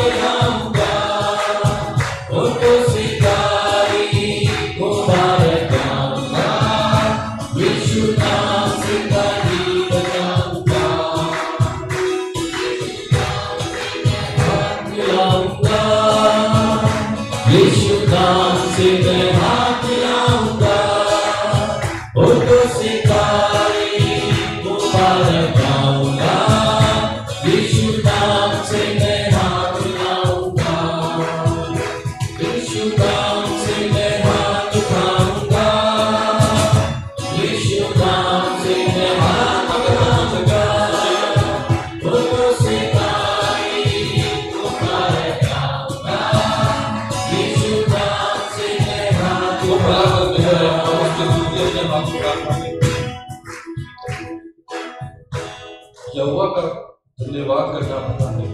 हे परम प्रधान, मैं तेरा नाम का भजन गाना।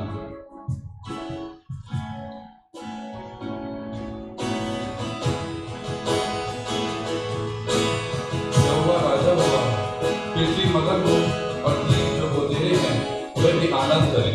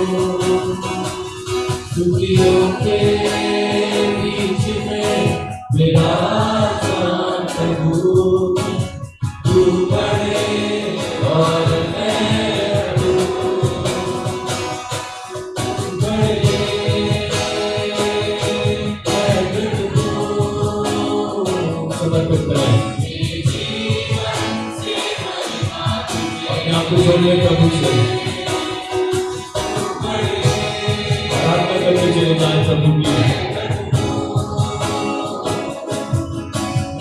सारी बातों को भुलाकर, सारी चिंताओं को भुलाकर इस सुबह के वक्त में से अपने आप को जोड़े रखें परमेश्वर से,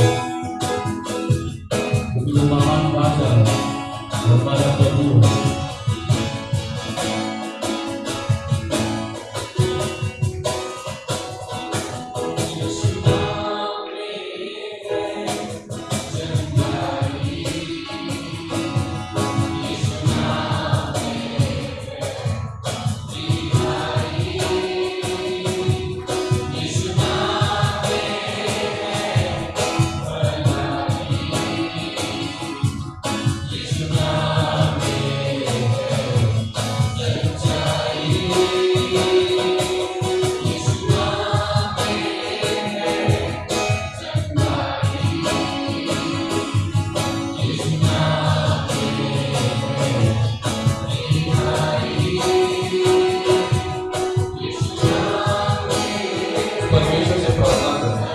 चंगाई देने वाला परमेश्वर, वो हमारे सारे बर्तनों को धोएगा।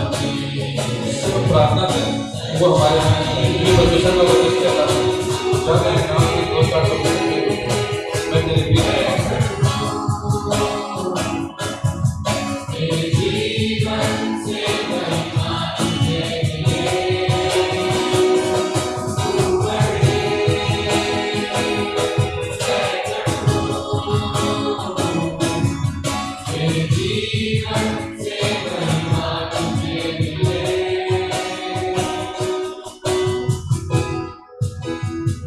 का वचन कहता है।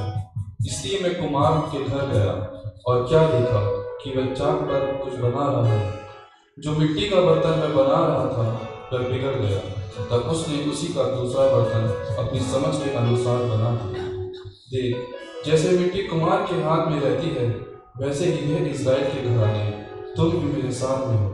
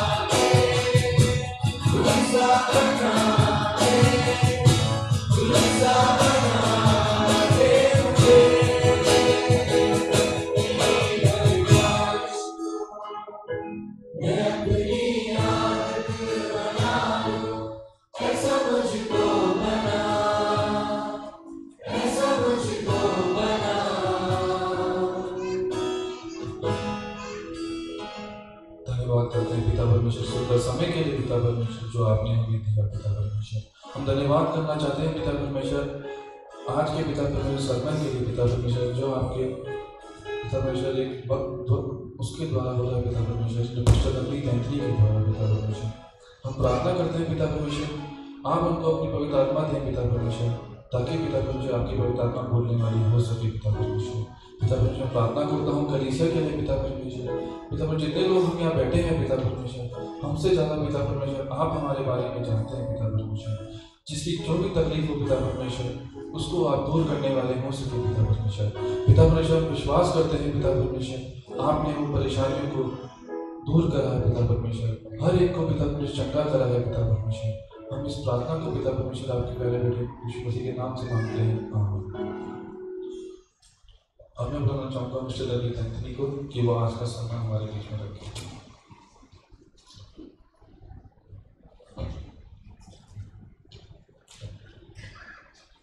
आप सब लोगों को जय मसीह की। परमेश्वर का धन्यवाद देता हूँ मैं इस सुंदर समय के लिए जो परमेश्वर ने मेरे जीवन में दिया है। मैं इस योग्य नहीं कि परमेश्वर के वचन से आप सबके बीच में बांट पाऊँ, पर ये केवल और केवल उसकी करुणा का फल है कि जिंदगी की ज़मीन पर होते हुए मुझे मौका दिया गया है। तो मैं अपने आप को शून्य जानकर परमेश्वर को सारा आदर और महिमा देना मांगता हूँ। मैं धन्यवाद देना चाहता हूँ अपने दोनों पासबान का, उनकी गाइडेंस के लिए, पास्टर कमेटी का, खासकर अपने यूथ मेंबर्स जो आज यहाँ बैठे हैं, कि उन्होंने इतना बहुमूल्य मौका मुझे दिया। मैं आप सबका धन्यवाद करता हूँ। खासकर बड़े भाई साहब को धन्यवाद देता हूँ उनकी गाइडेंस के लिए जो उन्होंने मुझे दी है इस शेयरिंग को करने के लिए।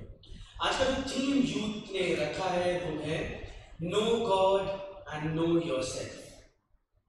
पर अगर हम इसको हिंदी में अनुवाद करें तो ऐसा बोला जाएगा, पहले खुद को जानो तब परमेश्वर को जानो।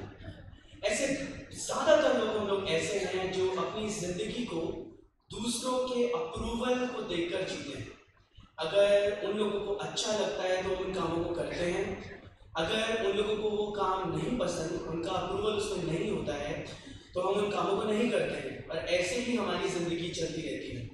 पर आज कलाम हमको बताना चाहता है कि परमेश्वर की इच्छा और परमेश्वर ने आपको और मुझको कैसे बनाया है।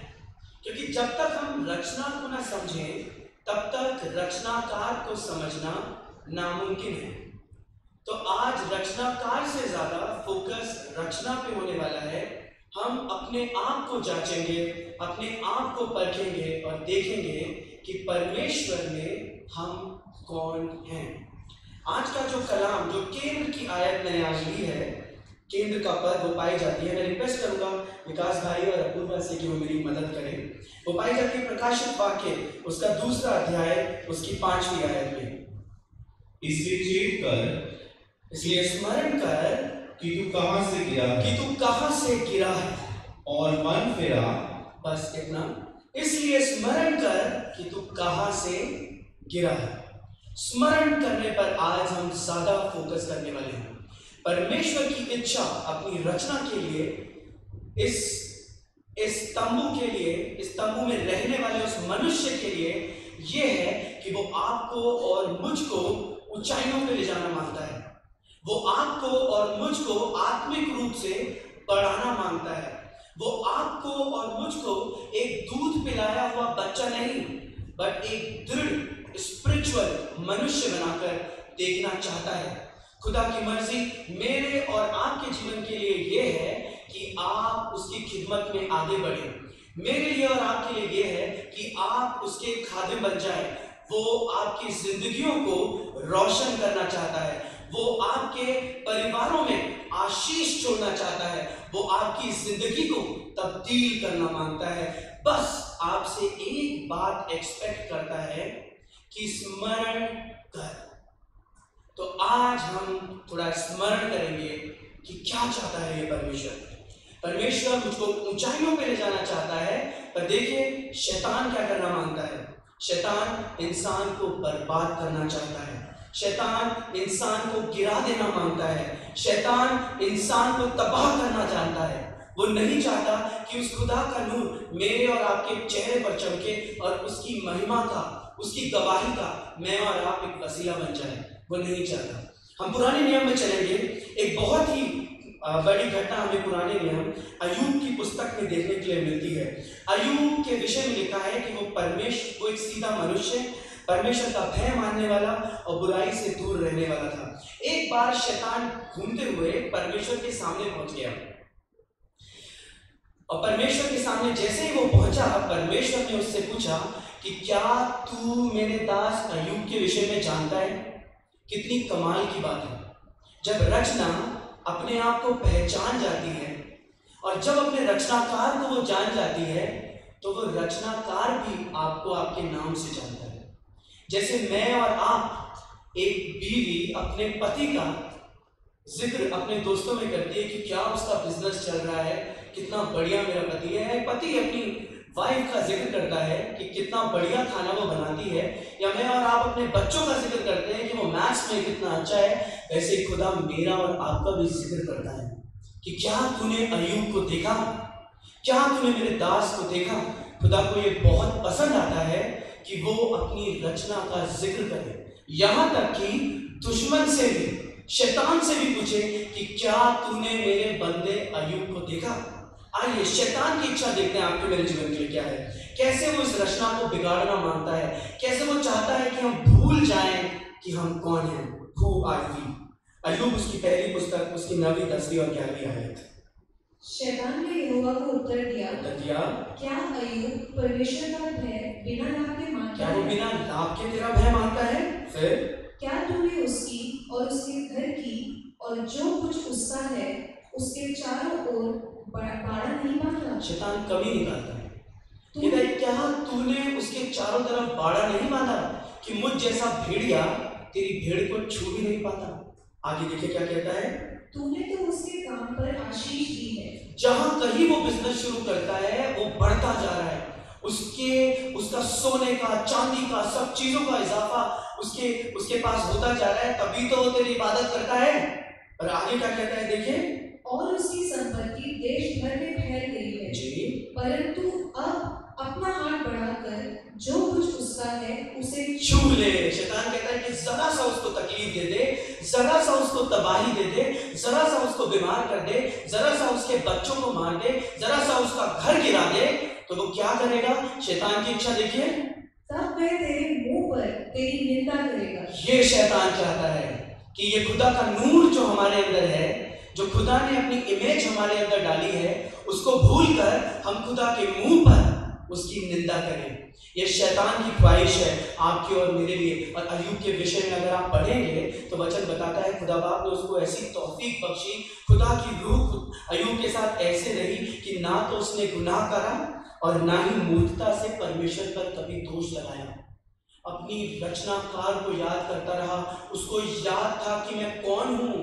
वो आसमान का परमेश्वर और मैं पृथ्वी का मनुष्य। वो आसमान का परमेश्वर आज इस कलीसिया के अंदर आ बैठा है और आपकी और मेरी ऐसी फिक्र है उसे कि वो कहता है कि बस स्मरण कर कि तू कौन है, मैंने तेरे को कैसा बनाया था।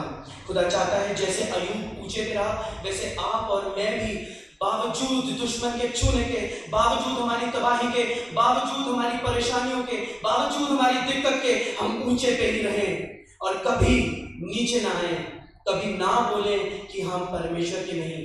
याद रखें, स्मरण करें कि परमेश्वर ने हमें कैसा बनाया है। जिस आदमी का जिक्र अभी प्रकाशित वाक्य की पुस्तक में किया गया है, कभी कभार हम ऐसा सोचते हैं संसार में रहते हुए, क्योंकि हम संसार में रहते हैं, हम हैं आत्मिक, बट हम संसार में घुल मिल जाते तो हम सोचते हैं हम तो ये करते हैं, हम तो वो करते हैं, हम तो ये करते हैं, हम वो करते हैं, गिरजे में भी ये करते हैं। और इन कामों के करने के वजह से हम तो बहुत अच्छी रचना है और हम अपने रचनाकार को जानते हैं। देखिए ऐसे इंसान के लिए जो अपनी सारी चीजें पूरी कर रहा है, परमेश्वर क्या कहना मांगता है। आइए देखेंगे प्रकाशित वाक्य उसका 2 अध्याय 2 आयत का 1 पाठ और 3 4। मैं तेरे काम और परिश्रम और तेरा धीरज जानता हूँ। प्रभु आज मुझसे और आपसे कहना मांगता है कि मैं तेरे काम और तेरे परिश्रम को जानता हूँ। तू आलसी नहीं, हम सुबह से शाम तक काम करते हैं, एक्स्ट्रा ड्यूटी करते हैं, अपनी रिस्पॉन्सिबिलिटीज निभाते हैं। परमेश्वर कहता है मैं तेरे काम और तेरे परिश्रम को जानता हूं। आगे क्या कहता है? और तू धीरज धरता है। वो ये भी जानता है कि मैं धीरज धरता हूं। मेरा 4 मंजिल का मकान बन जाएगा, प्रभु मैं 3 मंजिल किराए पे चढ़ा दूंगा, 1 मंजिल में मैं रहूंगा, पर तेरी योजना के अनुसार मैं धीरज भी धरता हूं। मेरे बच्चे कामयाब हो जाएंगे, वो डॉक्टर, IAS, PCS बन जाएंगे, एक दिन बन जाएंगे और मैं सेट हो जाऊंगा। मैं धीरज धरता हूं, परमेश्वर के लिए मैं धीरज धरता हूं। आगे, और मेरे नाम के लिए दुख उठाते उठाते थका नहीं। और परमेश्वर के कामों में मैं चढ़ जाता हूँ, संसारिक काम पूरे करता हूँ, रिस्पॉन्सिबिलिटी करता हूँ, थका नहीं हूँ। पर परमेश्वर मुझसे और आपसे क्या कहना मांगता है? सुनिए। पर मुझे तेरे विरुद्ध यह कहना है। क्या कहना है? कि तूने अपना पहला सा प्रेम छोड़, तूने पहली सी मोहब्बत छोड़। अगर मैं आपसे पूछूं कि क्या आप खुदा से नफरत करते हैं? आप कहेंगे नहीं। कि आपसे पूछूं कि आप खुदा से नफरत करेंगे? आप नहीं। आपसे पूछूं आप खुदा से नफरत करेंगे? कहेंगे नहीं। खुदा कह रहा है मैं जानता हूं तू बड़ी मेहनत करने वाला आदमी है, तू बड़ा धीरज करने वाला आदमी है, तू मेरी रचना है, तू सारे कार्य को पूरा करता है, तू अपनी रिस्पॉन्सिबिलिटीज को पूरा करता है, पर मुझे तुझसे ये शिकायत है कि तूने अपनी पहली सी मोहब्बत छोड़ दी। आज खुदा मुझसे और आपसे पूछना मांगता है, जहां आत्मिक रीति से उसने मुझको या आपको पहुंचाया था, क्या हम वहां से थोड़ा सा नीचे तो नहीं आ गए? कहीं मेरी मेहनत ने मुझे नीचे तो नहीं खींच लिया? कहीं मेरे धीरज ने मुझे नीचे तो नहीं खींच लिया? कहीं मेरे कामों ने मुझे नीचे तो नहीं खींच लिया? कहीं मेरे कार्य जो मैं अपने जहाँ कार्य काम करता हूँ उन लोगों ने मुझे नीचे तो नहीं खींच लिया? कहीं मेरे दुश्मनों ने मुझे नीचे तो नहीं खींच लिया?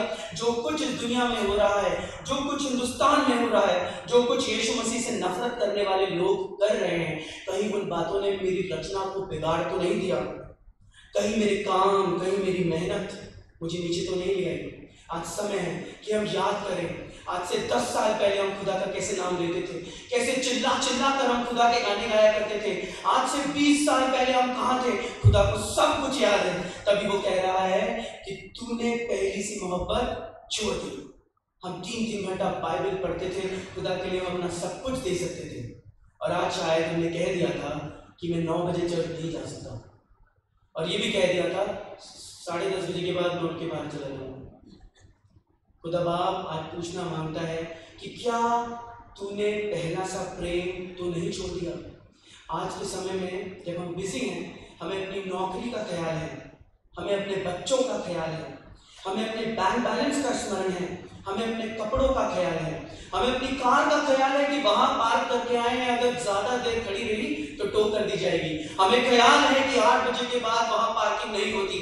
हमें तमाम चीजों का ख्याल है, हमारी बेइज्जती ना हो जाए, हमें ख्याल है, हमारी बेटी की शादी है, हमको सब कुछ ख्याल है। बट खुदा कहता है क्या तुझे उस रचना का स्मरण है जैसा मैंने तुझे बनाया था? आज जरूरी है कि हम सब अपने आप को जांचें, इससे पहले कि हम उसको समझें। आज understand who we are today, right now, not what we were. एक बेहोश आदमी का जिक्र मैं आपके सामने करना चाहता हूं। लूका उसका 15वां अध्याय उसकी 17वीं आयत। देखिए यहाँ पे क्या लिखा है, बेहोश आदमी का जिक्र। जब वह अपने आपे में आया, जब वो बेहोशी से वापस होश में आया, तब कहने लगा कि मेरे पिता के कितने ही मजदूरों को भोजन से अधिक रोटी मिलती है। याद आया उसे, एक जमाना था मैं अपने बाप के घर पे था और टोकरा भर के रोटियां लोगों को बांटा करता था। मेरे नौकर इफरात में रोटी खाते थे, 10, 15, 20, 12 जितनी मांग तक मैं दे देता था वो रखते थे, घर लेके जाते थे, बाद में खा लेते थे। मैं कहा था मेरा क्या स्पिरिचुअल लेवल था, उसको याद आने लगा। और आज अपनी हालत को देखकर जब वो होश में आया तो क्या कहता है? और मैं यहाँ भूखा मर रहा हूँ। सूरों के बीच में जब सूरों की फलियां उठा के मैं खाता हूँ तो मेरा मालिक आके मेरे हाथ पे मार देता है और कहता है ये सुअरों के लिए है, तुम्हारे लिए नहीं। इस फली को चोर कर मत खाओ, ये अपने पुराने टाइम को याद कर कर रोने लगा, गिड़गिड़ाने लगा, कहने लगा मैं तो अपने बाप का बेटा था, टोकरा भर के रोटी खिलाता था, मेरे खुदा बाप ने मुझे किस रचना में बनाया था और आज मैं कहाँ आ गया हूँ। अगर खुदा बाप आज आ जाए और आपसे पूछे कि आप कहाँ हैं तो आप क्या जवाब देंगे? आप कहेंगे मेरी 5 मंजिला इमारत है, खुदा ये नहीं पूछ रहा। आप कहेंगे मेरी 80,000 तनख्वाह है, खुदा ये नहीं पूछ रहा। आप कहेंगे मेरी 3 गाड़ियां हैं, खुदा ये भी नहीं पूछ रहा। आप कहेंगे मेरे आधे रिश्तेदार लंदन में रहते हैं, खुदा ये भी नहीं पूछ रहा। आप कहेंगे मैंने 17,000 का सूट सिलवाया, अब की क्रिसमस में मैं 18 किलो का केक बनवाने वाला हूँ, खुदा ये भी नहीं पूछ रहा। परंतु वो तो पूछ रहा है तू क्या वही है जैसा मैंने तुझको बनाया था। आज हम सब लोग अपने जीवन को जांचें और परखें, ये देखें कि क्या मैं वही हूँ जैसा परमेश्वर ने मुझको बनाया था या मैं बिगड़ चुका हूँ। कहीं मैं दबा हुआ तो नहीं, पिसा हुआ तो नहीं, कहीं मैं उन सुअरों के बीच में उनकी फलियां चुरा कर खाना तो नहीं मांग रहा हूँ। आइए चलते हैं गलातियों की पत्री पौलुस द्वारा रचित इसका 5वां अध्याय उसकी 7वीं आयत में देखेंगे कि ऐसा कैसे हो रहा है, ये बेटा परमेश्वर की रचना कैसे बिगड़ रही है। आइए, तुम तो भली भांति दौड़ रहे थे, तुम तो भली भांति दौड़ रहे थे, अब किसने तुम्हें रोक दिया? किसने तुम्हें रोक दिया? परमेश्वर कह रहा है कि तुम तो बड़े अच्छे थे भाई, संडे स्कूल में तुम बाइबल की वर्सेस याद करते थे, बड़े होके तुम तो एनवाईएफ में बहुत एक्टिव थे, यूथ में तो तुम बहुत अच्छे से कार्य किया करते थे, चर्च के कामों में तुम हाथ बढ़ाया करते थे, पादरी साहब के साथ तुम हाथ बढ़ाया करते थे, पुरानी बातों में तो तुम बहुत अच्छे थे। किसने तुमको रोक दिया? खुदा को आपकी सारी पुरानी बातें याद है। 10 साल पुराना किस्सा, 20 साल पुराना किस्सा, 30 साल पुराना किस्सा। कई बार लोग पुराने छोटे बच्चों को बुला के बोलते हैं, अपने पास बुलाते हैं और बोलते हैं बेटा तेरी तरह था तो मैं भी बहुत दौड़ा करता था। खुदा आज पूछना मांगता है कि आज आप कहाँ हैं? आज ध्यान रखिए, आज हम ये नहीं सोच रहे कि हम कहाँ थे, पर खुदा आज मुझसे और आपसे पूछना मांगता है कि हम कहाँ हैं। ये आज का टॉपिक है कि हम अभी कैसी रचना है खुदा की।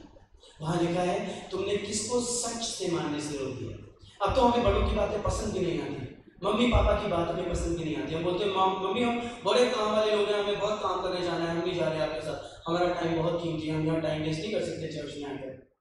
खुदा कहता है दौड़ने वाले लोगों बकअप, किसने तुमको सच को मानने से रोक दिया।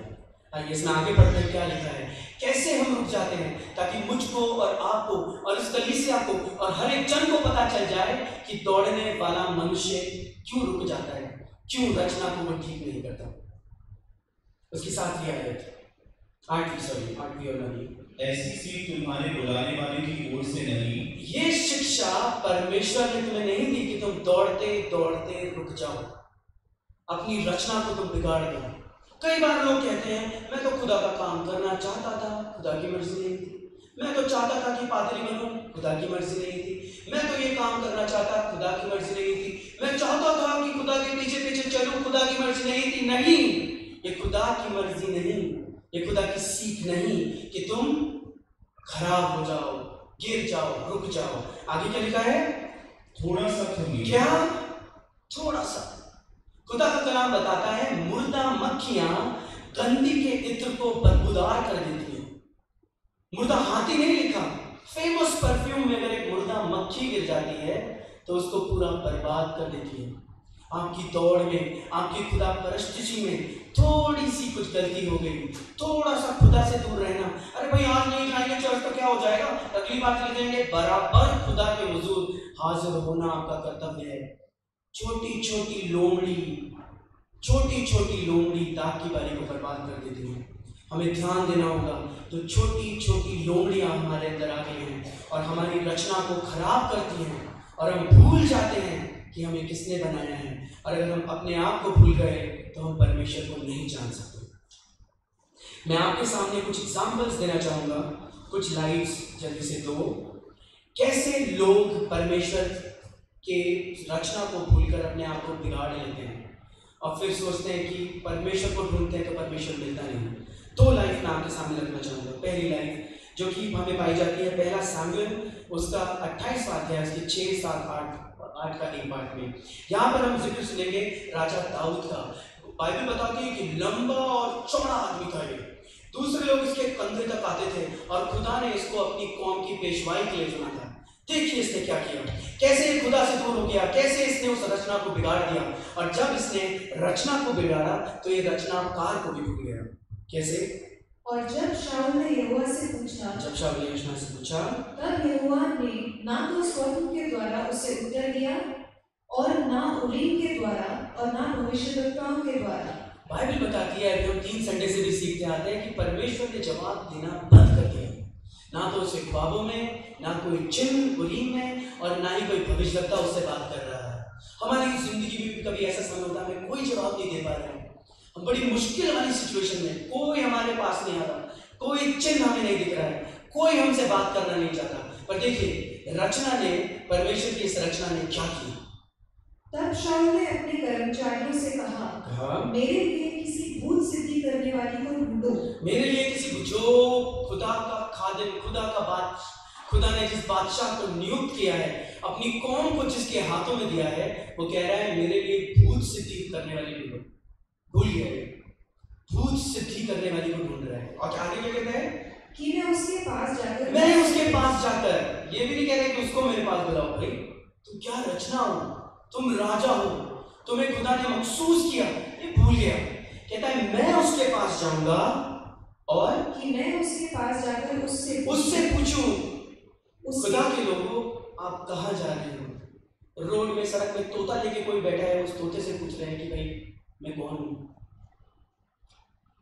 या फिर कोई हाथ देख रहा है उससे पूछ रहे हो मेरे कौन। आजकल तो इंटरनेट पे बड़ा प्रचलन है, हाथ दिखाइए, पैर दिखाइए, मुंह दिखाइए, बटुआ दिखाइए। और ये शाऊल भी जाने लगा, कहने लगा मैं उसके पास जाऊंगा और उससे पूछूंगा। क्या पूछूंगा? उसके कर्मचारियों ने उससे कहा, कर्मचारियों ने बताया इंदौर में एक भूत सिद्धि करने, इंदौर नाम की एक जगह है, वहां पे एक स्त्री है। तब शाऊल ने अपना भेष बदल दिया, ताज उतार दिया, कपड़े उतार दिए, वो मामूली बन गया। और दूसरे कपड़े पहने, मामूली बनने के बाद कपड़े जो परमेश्वर ने उसको दिए थे, राष्ट्रबाजी के लिबास, धार्मिकता का गाउन जो परमेश्वर ने उसको दिया था, वो उसने दूर कर दिया, ताज उतार दिया, बाल बिखेर लिए, कबाड़ी के कपड़े पहन लिए। पहले तो वो राजा था, अब किस लिबास में वो जाना मांगता है? क्या मैं आपसे पूछ सकता हूँ हमने कौन से लिबास पहने हैं?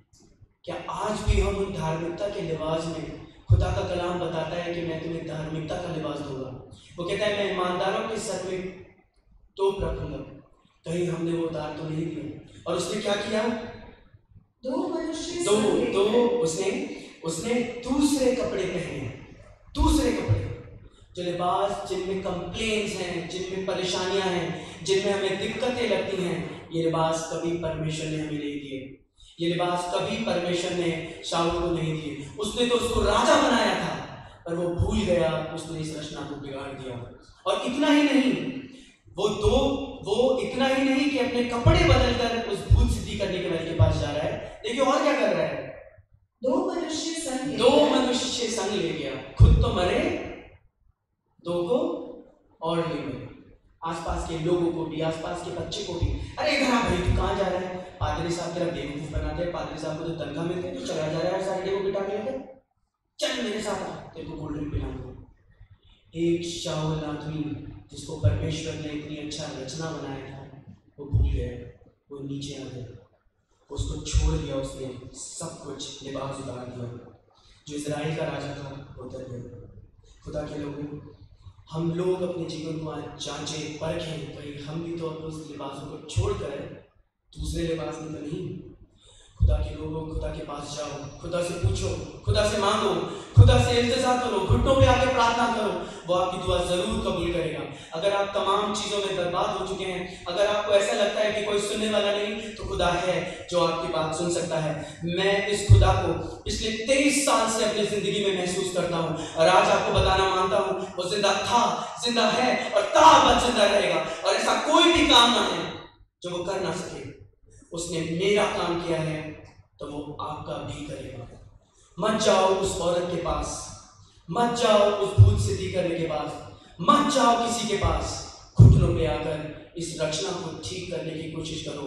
वो रचनाकार अपने आप को आपको खुद ही रिवील करेगा। आइए देखिए दाऊद की कुछ गलतियाँ, शाऊल की कुछ गलतियाँ देखते हैं कि गलती से भी हम अपने जीवन में ऐसी गलती ना करें। ये मिलता है हमें सामुएल, दूसरा सामुएल 18, पहला सामुएल 18वां अध्याय 8वीं और 9वीं आयत। तब शाऊल अति क्रोधित हुआ। अति क्रोधित हुआ। हम तो गुस्सा नहीं करते हैं यहाँ पे, कोई घर में हस्बैंड गुस्सा नहीं करते, किसी की वाइफ तो गुस्सा नहीं करती, हमारी नेशनल रोड तो करती है। क्रोधित हुआ। सबसे बड़ी गलती और पहली बड़ी गलती जो शाऊल ने की, क्रोधित हुआ। आगे देखिए दूसरी बात। तब शाऊल क्रोधित हुआ और यह बात उसको बुरी लगी। ये बात उसको बुरी लगी। दूसरी बड़ी गलती जो हम शायद अपने जीवन में करते हैं, बेटे को बाप की बात बुरी लगी, बाप को बेटे की बात बुरी लगी, और पादरी साहब ने अगर कुछ कह दिया तो पादरी साहब को बोला, पादरी साहब ये लो आपका सामान, ये चाबी और ये आपकी कुर्सी, मैं जा रहा, मैं नहीं कर रहा। बात बुरी लगेगी तो अपने लेवल से नीचे उतरेंगे, अपनी रचना को बिगाड़ लेंगे आप। खुदा की खादिम की, खुदा के लोगों की पहली पहचान है कि खुदा उनको एक गोली खिला देता है। बताइए कौन सी गोली? एंटीबायोटिक, एंटी बुली। बुरी नहीं लगती किसी की बात। अरे खुदा ने हमें एक खिदमत दी है। अगर आपको खुदा ने कोई खिदमत दी है, कोई कुछ भी बोले, आप खुदा की खिदमत में लगे रहो। अगर आप खुदा का काम करते हो, खुदा के काम में लगे रहो। मान लीजिए आप संडे स्कूल टीचर है, संडे स्कूल में कोई आके बोलेगा, अच्छा भाई तुमने अपने बेटे को फरिश्ता बनाया, मेरे बेटे को तुमने गधा बनाया, अब मैं आता हूँ अगली बार तुम्हारे देखता हूँ जरा तुमको, मैं भी भेजूंगा अपने बच्चे को। हमें ये बात इतनी बुरी लगी, पादरी साहब के पास आते हैं, देखो पादरी साहब ये लो अपनी चाबी भैया, मैं नहीं करता, अपनी वाइफ को बनाइए संडे स्कूल का हेड, मेरे बस का नहीं है लोगों की बात सुनो। अगर बात बुरी लगेगी तो रचना बिगड़ जाएगी, और बात बुरी लगी तो कितने पुराने खादिमों ने खिदमत छोड़ दी, कितने पुराने गाने वालों ने गाना छोड़ दिया, कितने पुराने साज बजाने वालों ने साज बजाना छोड़ दिया, कितने पुराने लोगों ने चर्च को छोड़ दिया, कितने बड़े लोगों ने खुदा के पीछे चलने के लिए छोड़ दिया। ये बात उन्हें बुरी लगी। बुरा नहीं लगना चाहिए। खुदा ने हमें खिदमत दी है। जितनी लोग आपको बुराई बोलेंगे उतना खुदा और आशीषित करेगा। कहें आमीन। कोई बात बुरी ना लगे, बुरी लगेगी तो ये खुदा की रचना खराब हो जाएगी। आइए दूसरी जिंदगी हम देखते हैं, दूसरी जिंदगी हम देखेंगे जिससे हम सीखने की कोशिश करेंगे कि कैसे शायद हम अपनी इस रचना को, अपने रचनाकार की रचना को खराब कर देते हैं। दूसरी जो बात हम देखेंगे वो हमें मिलती है, ये पतरस की जिंदगी हम देखेंगे। हम पिछले 3 संडे से देख रहे हैं। ये हमें मिलता है मत्ती उसका 26वां अध्याय 70, 72 और 74 आए। पतरस ये है जो अभी खुदा की परमिशन से पानी पे चल रहा था। हमने देखा ये खुदा का नाम लेता था, खुदा के साथ रह के इसने मिरेकल्स किए, मौजे किए। कहा जाता है अगर इसकी परछाई में लोगों को रख दिया जाता तो लोग चंगे हो जाते थे। एक दिन ये अपनी रचना को इतना बिगाड़ दिया इसने कि ये खुद तो भूल गया कि मैं कौन हूँ, उस परमेश्वर को भी भुला बैठा कि वो कौन है। आइए देखते हैं इसके बारे में। तब उसने सबके सामने यह कहकर इनकार किया, उसने सबके सामने यह कहकर इनकार किया। अगर हम जा रहे हैं, कभी गाड़ी में जा रहे हैं, ट्रेन में जा रहे हैं, कोई हमसे पूछता है भाई कौन हो, मुसलमान हो, हिंदू हो, सिख हो, पारसी हो, तो हम कैसे भाई ऐसे ही हैं, इकरार नहीं किया, ईसाई नहीं बोले, ऐसे ही हैं, बस सब सेम है, बस सब इंसान है। इकरार नहीं किया, इनकार कर दिया खुदा का। उसने इनकार ही नहीं किया। देखिए आगे क्या करा उसने, और कहा मैं नहीं जानता तू क्या कह रही है। 72 उसने शपथ खाकर फिर इनकार किया, शपथ खाकर, कसम खाकर उसने फिर इनकार किया। और क्या बोला कि मैं उस मनुष्य को नहीं जानता, कि मैं उस मनुष्य को, इस आदमी को मैं नहीं जानता। ईस्टर्न कल्चर में बाइबल लिखी गई है। अगर मैं आपको बोलूं कि इस आदमी को जरा इधर बुलाए तो आप बोलेंगे भाई अच्छा खासा मैं सूट पहना हूँ, बढ़िया से टाई लगा रहा हूँ, तो मुझे आदमी क्यों कह रहे हो? बेइज्जती हो जाएगी, हमारे लोगों के बीच में बेइज्जती हो जाएगी। ये तमाम लोगों के बीच में अपने रब्बी की, जिसको प्रभु कहता था, सबके सामने, इस छोटी सी लड़की के सामने कह रहा है मैं इस आदमी को नहीं जानता, मैं नहीं जानता। भाई अगर अपने रचनाकार को नहीं जानता तो रचना बिगड़ चुकी है। इसमें इतना ही नहीं, देखिए अब रचना बिगड़ी तो क्या हुआ, आगे 72 में तब वह धिक्कार देने और शपथ खाने लगा। तब इतना ही काफी नहीं, वो कहने लगा कि इसको मारो, इसके मुंह पे थूको, मैं यीशु को नहीं जानता कि ये कौन है। अब देखते हैं कि ये रचना बर्बाद कैसे हुई। पतरस की जिंदगी से अब सीखते हैं कि ये रचना बर्बाद कैसे हुई। देखिएगा, मेरे साथ निकालिए लूका उसका 22वां अध्याय उसकी 54वीं आयत, जल्दी से देखेंगे, बस 5 मिनट और मैं आपके दूंगा।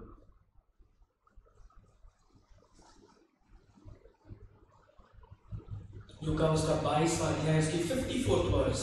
फिर वे उसे पकड़कर ले चले। जब वो लोग यानी यीशु को पकड़कर ले चले और महायाजक के घर में लाए और पतरस दूर ही दूर उसके पीछे चला जाता था। हम खुदा के साथ चलते तो हैं, पर एक फासले पर उससे दूरी बनाकर चलते हैं। संडे को खुदा के साथ चलते तो हैं, पर कुछ चीज़ें ऐसी हैं जिससे खुदा से दूरी बनाकर चलते हैं। खुदा चाहता है कि आपका हाथ पकड़े, आपकी गले में हाथ डाले, आपको गोदी में उठाए, आपको अपनी बाहों में लेना चाहता है, पर हम कहते हैं नहीं खुदा, हम फासले पर, फासला, और अगर फासला हो जाता है तो रचना बिगड़ जाती है और ये सृजनहार को अपने भूल जाता है। आगे क्या लिखा है, आगे क्या है, और जब वे आंगन में आग जलाकर इकट्ठे बैठे तो पतरस भी उनके बीच में बैठ गया। भाई साहब, किनके साथ बैठते हैं, कौन है ये लोग? ये वो है जो कह रहे थे यीशु वही है, शैतान की मदद से बदरुए निकालता है। यीशु वही है जिसने अपने आप को खुदा का बेटा कहा। यीशु वही है जो अपने आप को खुदा कहता है। क्या कह रहे हैं लोग? कह रहे हैं कि भाई इसको क्रूस पे चढ़ा दो। अब पतरस वहां बैठे हैं चुपचाप सुनी के साथ, हम यहाँ मिला है। जिन लोगों के साथ आप बैठोगे उन्हीं के जैसे बन जाओगे। जिन लोगों की संगति करोगे खुदा से दूर होकर, उन्हीं के जैसे आप बन जाओगे। खुदा का कलाम हमें बताता है कि क्या ही धन्य है वे पुरुष जो दुष्टों की युक्ति पर नहीं चलता, और ना पापियों के मार्ग में खड़ा होता, और ना ठट्टा करने वालों की मंडली में बैठता है। वो वहां से उठ जाता है, वो वहां से चला जाता है, वहां से भाग जाता है। वो कहता है कि ये मेरे खुदा की जगह नहीं, मैं यहाँ नहीं रह सकता, ये खुदा की रचना है, खुदा ने मुझे बनाया है। अगर मैं यहाँ बैठूंगा तो मैं बिगड़ जाऊंगा। हमें वहां नहीं बैठना। वो लोग आपको अपनी रात की पार्टीज में बुलाएंगे, आप उनसे कहिए आपकी पार्टीज बहुत अच्छी हैं, पर हम वहाँ नहीं आ सकते। हमारे छोटे छोटे बच्चे हैं, जब ये उस पार्टी में आएंगे और सांसारिक रूप से लोगों को बढ़ता हुआ देखेंगे तो ये भूल जाएंगे कि ये एक आत्मिक मनुष्य है और आत्मिक रीति से इनको बढ़ना है। और ये अपनी आत्मा को प्यासा रखकर शारीरिक रूप से बढ़ने के चक्कर में इस रचना को बर्बाद कर देंगे। हम नहीं चाहते कि हमारे बच्चे बर्बाद हों, इसीलिए हम आपकी पार्टी में नहीं आ सकते। ध्यान रखें, ऐसे लोगों की संगति में ना जाएं, नहीं तो सब कुछ बर्बाद हो जाएगा। और अगर ये रचना खराब हो गई, you don't know who you are, how will you know who created you? If you know yourself, then only you can know the creator. Last में अब इसको खत्म करेंगे और अपने जीवन के बारे में चलिए हम देखते हैं। हमने शाऊल के जीवन से देखा, पतरस के जीवन से देखा, आखिरी बात कह के खत्म करेंगे, ये लास्ट है। आइए देखते हैं हमारे जीवन के लिए रोमियो उसका पहला अध्याय उसकी 21वीं आयत है। बस इस कारण कि परमेश्वर को जानने पर भी बाइबल पढ़ ली, हिब्रू भी आती है, ग्रीक भी आती है, हम तो डॉक्टरेट हैं। परमेश्वर को जानने पर भी पूरी बाइबल कलाम की पूरी नॉलेज है, नॉलेज। आगे उन्होंने परमेश्वर के योग की बड़ाई और धन्यवाद ना किया। परमेश्वर को जानने के बाद भी परमेश्वर को धन्यवाद नहीं करा, पर बोले कौन है हमारे जैसा?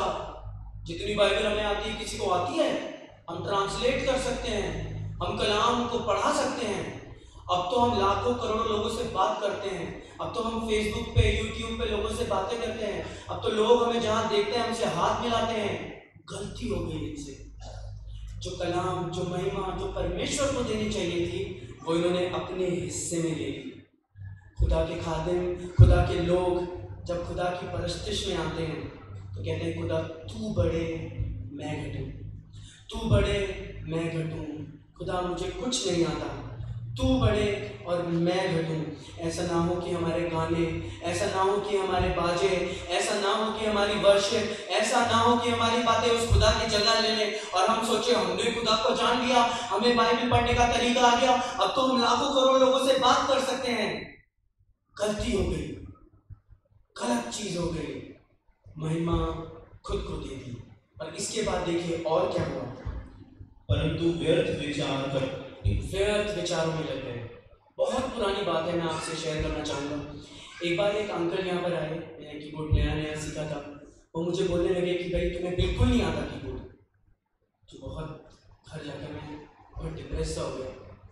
जब मैंने दुआ करी तो सच में खुदा बाप ने मुझे रियलाइज़ कराया कि तुझे कुछ नहीं आता।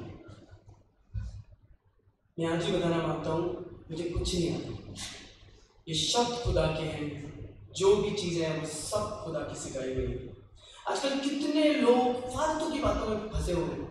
मेरे पादरी साहब से तुम्हारे पादरी साहब को मिला, मेरे चर्च बिल्डिंग से तुम्हारी चर्च बिल्डिंग को मिला, मेरी कलीसिया से तुम्हारी कलीसिया को मिला। ये सब फालतू की बातें, संसारिक बातें। खुदा आपको आत्मिक रीति से सृजना चाहता है और वो चाहता है कि आप आत्मिक रीति से उसके आगे बढ़े। नहीं तो क्या होगा, देखिए आपके मनों को, आपके दिल को क्या होगा। यहाँ तक कि उनका निर्बुद्धि अंधेरा हो गया। उनका निर्बुद्धि मन के बारे में हम जानते हैं, लिखा है अनअंडरस्टैंडिंग हार्ट। अनअंडरस्टैंडिंग हार्ट, दिमाग से सब समझ सकते हैं हम, पर दिल हमारा बुद्धू है, कुछ नहीं समझता। खुदा एक बुद्धिमान दिल मांगता है। इसीलिए दाऊद के लिए उसने कह दिया था कि मेरे दिल के मुताबिक एक शख्स मुझे मिल गया। हालांकि अपने पैरों में आप खड़ाऊ पहने हैं, हालांकि जंगल में आप भेड़ बकरियां चलाते हैं, संसार के लोग आपको पूछते नहीं, आपके घर में जब दावत होती है तो आप दावत में भी नहीं बुलाए जाते, आपके भाई आपको तमाचा मांगते हैं, कोई बात नहीं, पर एक खुदा आपके लिए कह दे कि मेरे दिल के मुताबिक एक शख्स मुझे मिल गया है। आखिरी में हम पढ़ेंगे इसकी 22वीं आयत को फिर से एक बार। वे अपने आप को बुद्धिमान जताकर मूर्ख बन गए। वे अपने आप को बुद्धिमान जताकर मूर्ख बन गए। आज समय है कि हम अपने आप को जांचें कि क्या ये रचना जो परमेश्वर ने बनाई है, क्या ये वैसी ही है जैसी उसने बनाई थी। और अगर हमने इस रचना को आज समझ लिया तो वो रचनाकार हमको खुद ही समझा देगा कि वो कौन है। आज अजीजों इस समय है कि हम अपने जीवन को एनालाइज करें, दूसरों को नहीं, केवल अपने जीवन को एनालाइज करें, इस वचन को सीखें और परमेश्वर से बातचीत करें। क्योंकि अगर पतरस की तरह हम गिरे भी हैं, एक मसीह की पहचान ये है, ये नहीं कि वो गिरता नहीं, गिरते तो सब हैं, हम मनुष्य हैं, पर वो गिर के उठता है। दौड़ नहीं सकता तो चलता है, चलता नहीं तो रेंगता है, पर मसीह में आगे आगे बढ़ता जाता है। अगर आपको अपने जीवन में लगता है कि इस खुदा की रचना में कुछ कमी आ गई है, छोटी छोटी लोमड़ियाँ, मरी हुई मक्खियाँ अगर इसे खराब कर रही हैं तो उन्हें अनदेखा ना करें। इसे पतरस डूबते हुए खुदा को पुकारता है, जैसे आज खुदा को पुकारे, और यकीन मानिए वो आपको थाम लेगा इन अ सेकेंड और सब बदल देगा, अपनी रचना को वापस से इंटैक्ट बना देगा। हम सब अपने जीवन को जांचें, परखें, और जैसा परमेश्वर ने हमें बनाया है, एक आत्मिक मनुष्य, संसारिक नहीं, आत्मिक मनुष्य, दूध पियाया हुआ बच्चा नहीं, एक परिपक्व आत्मिक जन बनकर इसको दिखाएं, प्रभु मैं तेरी रचना हूँ, मैं गिरूंगा नहीं, गिरूंगा तो उठ के भागूंगा जरूर और उसको खराब नहीं होने दूंगा, शैतान के चक्कर में आके तेरे निंदा नहीं होने दूंगा। उसको पुकारिए। आइए हम सब प्रार्थना करें। महान समर्थी अधिकारी परमेश्वर प्रभु जी, आज हम सब अपने हाथों को आपके हाथों में सौंप देते हैं। हमारे हृदयों पर ऐसी भूमि बनाए पिता परमेश्वर की शैतान आकर प्रभु जी उन बीजों को ना ले जा सके प्रभु जी। ना ही पिता परमेश्वर हमारे हृदय से कठोर हो प्रभु जी कि ये बीज उसमें उपज ना सके प्रभु जी। हम आपसे प्रार्थना मांगते हैं पिता परमेश्वर, आप दिलों को नरम करना जानते हैं। हर एक जन के दिल को प्रभु जी आपके हाथों में सौंप देते हैं प्रभु जी। ये वचन पिता परमेश्वर हर एक जन के जीवन में प्रभु जी काम करने वाला हो सके प्रभु जी। ये ऐसा फलदायी वृक्ष बने पिता परमेश्वर कि प्रभु जी हम हर कदम पे पिता परमेश्वर शैतान की युक्तियों से लड़ने के लिए तैयार रहे पिता परमेश्वर। और प्रभु जी जैसा आपने हमें बनाया है पिता परमेश्वर, हम वैसे ही इंटैक्ट रहे पिता परमेश्वर, एक आत्मिक मनुष्य की तरह पिता परमेश्वर चीज़ों को देखे पिता परमेश्वर। और प्रभु जी अगर डगमगा भी जाए पिता परमेश्वर तो हमें पता है प्रभु जी कि आप ना हमें छोड़ते हैं ना हमें त्यागते हैं और हमारी पुकार को आप सुनना जानते हैं पिता परमेश्वर। हम विषम परिस्थितियों में प्रभु जी जान सके कि आप हैं, थे और सर्वदा बने रहेंगे प्रभु जी। हर एक चीज़ के लिए हम आपका धन्यवाद करते हैं। सारा आदर और महिमा प्रभु जी आपको देते हुए इस दुआ को यीशु मसीह के नाम से मांग लेते हैं।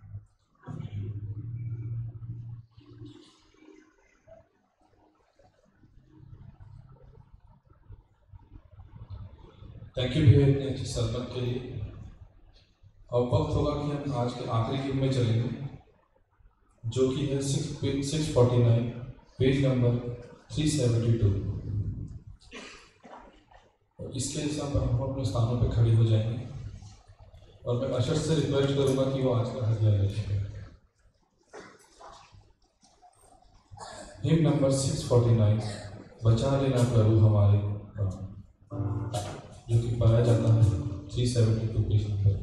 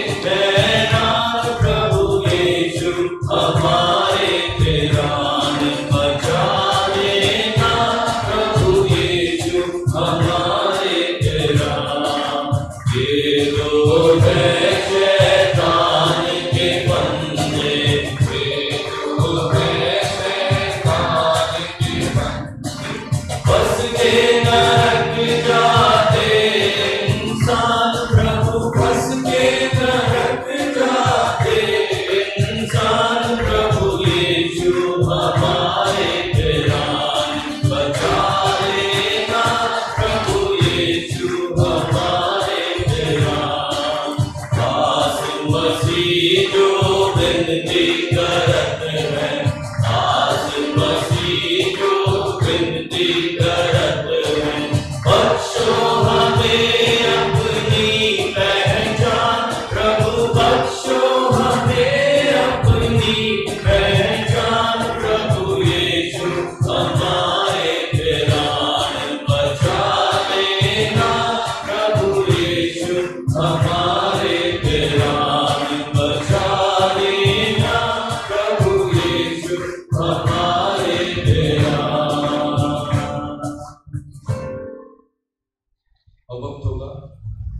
हदिये के लिए दुआ करेंगे। मैं उसके लिए बुलाना चाहूँगा ड्राइवर अमित सैमुअल को कि वो आए और हदिये के लिए दुआ करें।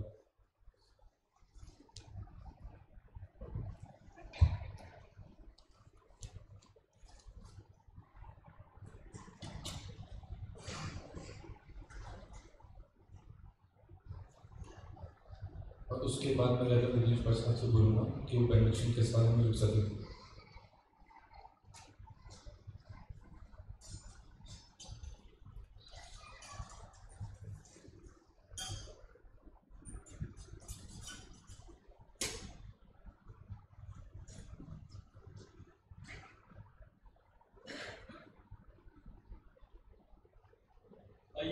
दुआ करें। तेरे खुदावन हम शुक्रगुजारी और धन्यवादी के साथ आपके कदमों में आते हैं। शुक्रगुजार इस बात के लिए है बाबा आसमानी कि आपने खुदावन हमारे जवानों को इस्तेमाल किया और खुदावन तेरे बंदे के वसीले से खुदावन मुकद्दस मुबारक कलाम हमें दिया। तेरे खुदावन सच में खुदावन आप सिद्ध परमेश्वर हैं और आपने हमें सिद्धता बनाया। तेरे खुदावन मगर गुनाह का बोझ जो बाशरियत हमारी जिंदगियों में आ गया उसके सबब से बाबा आसमानी हम गुनहगार ठहरते हैं और कई मरतबा खुदावन अपने उस सही स्थान से खुदावन जो आपने हमारी ज़िंदगी में रखा उससे गिर जाते हैं। हम कहाँ थे और कहाँ आ गए प्रभु जी। खुदावन दुनिया और दुनियावी चीज़ें खुदावन अपनी तरफ खींचती रहती है। संसार और संसार की चीज़ें अपनी तरफ हमें ले जाना मांगती है। अगर प्रभु जी हम आपसे प्रार्थना करते हैं प्यारे बाबा आसमानी खुदावन अपना फजल करें और पाक रूह को हमें दे दे जिससे प्रभु जी हम पिता आपकी आत्मा के चलाए चले और अपनी जिंदगी में खुदावन वो आसमानी ताज हासिल करें जिसका आपने हमसे वायदा किया। प्यारे खुदावन मैं दुआ करता हूँ इस वक्त खास में रिक्वेस्ट है प्रभु जी। प्यारे खुदावन हमारे बुजुर्ग मिसेस अनीता के दास जी का जन्मदिन है प्रभु जी। आप उम्र की दराज की बख्शें और खुदावन आने वाला साल बरकतों का वाइस हो और साथ ही खुदावन हमारे अजीज बहन मिसेस बोरिंग खुदावन जिनके कान में तकलीफ है बाबा आसमानी अपनी बंदी को छू करके प्रभु जी को अपने छिपाना है। मैं दुआ करता हूँ खुदावन उठाकर खड़ा करना अपनी बंदी को तेरा जय जयकार करें। इस हदीये के लिए दुआ करता हूँ बाबा आसमानी जो बच्चों ने खुदावन शुक्रगुजारी में दिया है अपनी दहेगियाँ अपनी बहन से मिलती हैं आप उन्हें कबूल करें और जब ये आपकी खिदमत में इस्तेमाल किया जाए तो ये देने वाले आसमान की बरकतें हासिल करें और हम आपका जय जयकार सारी बातों में निगरान और चौपान प्रार्थना जीवित प्रभु यीशु के नाम से मांगते हैं। धन्यवाद धन्यवाद धन्यवाद सारी आशीषों के स्रोत धन्यवाद धन्यवाद धन्यवाद धन्यवाद सारी आशीषों के स्रोत धन्यवाद सारी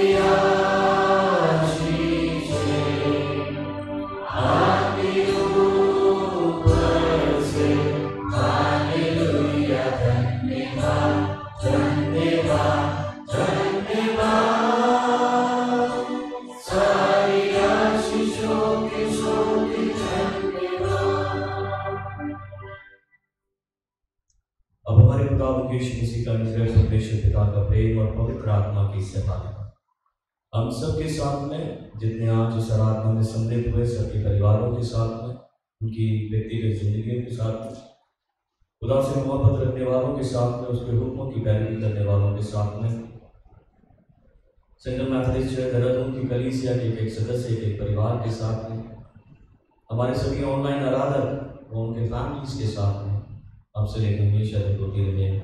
आमीन।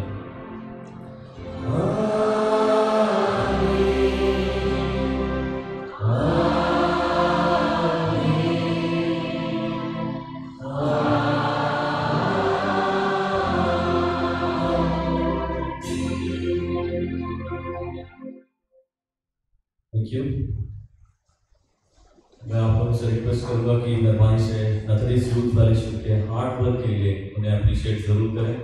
वो हमारे साथ बाहर निकलेंगे, हम दोनों पासवान नवनीत और MYF नथरीज यूथ फेलोशिप, और बाहर निकलते समय आप इन्हें अप्रिशिएट कर सकते हैं और इन्हें आशीर्वाद दे सकते हैं ताकि उनका जीवन प्रभु में आशीषित हो।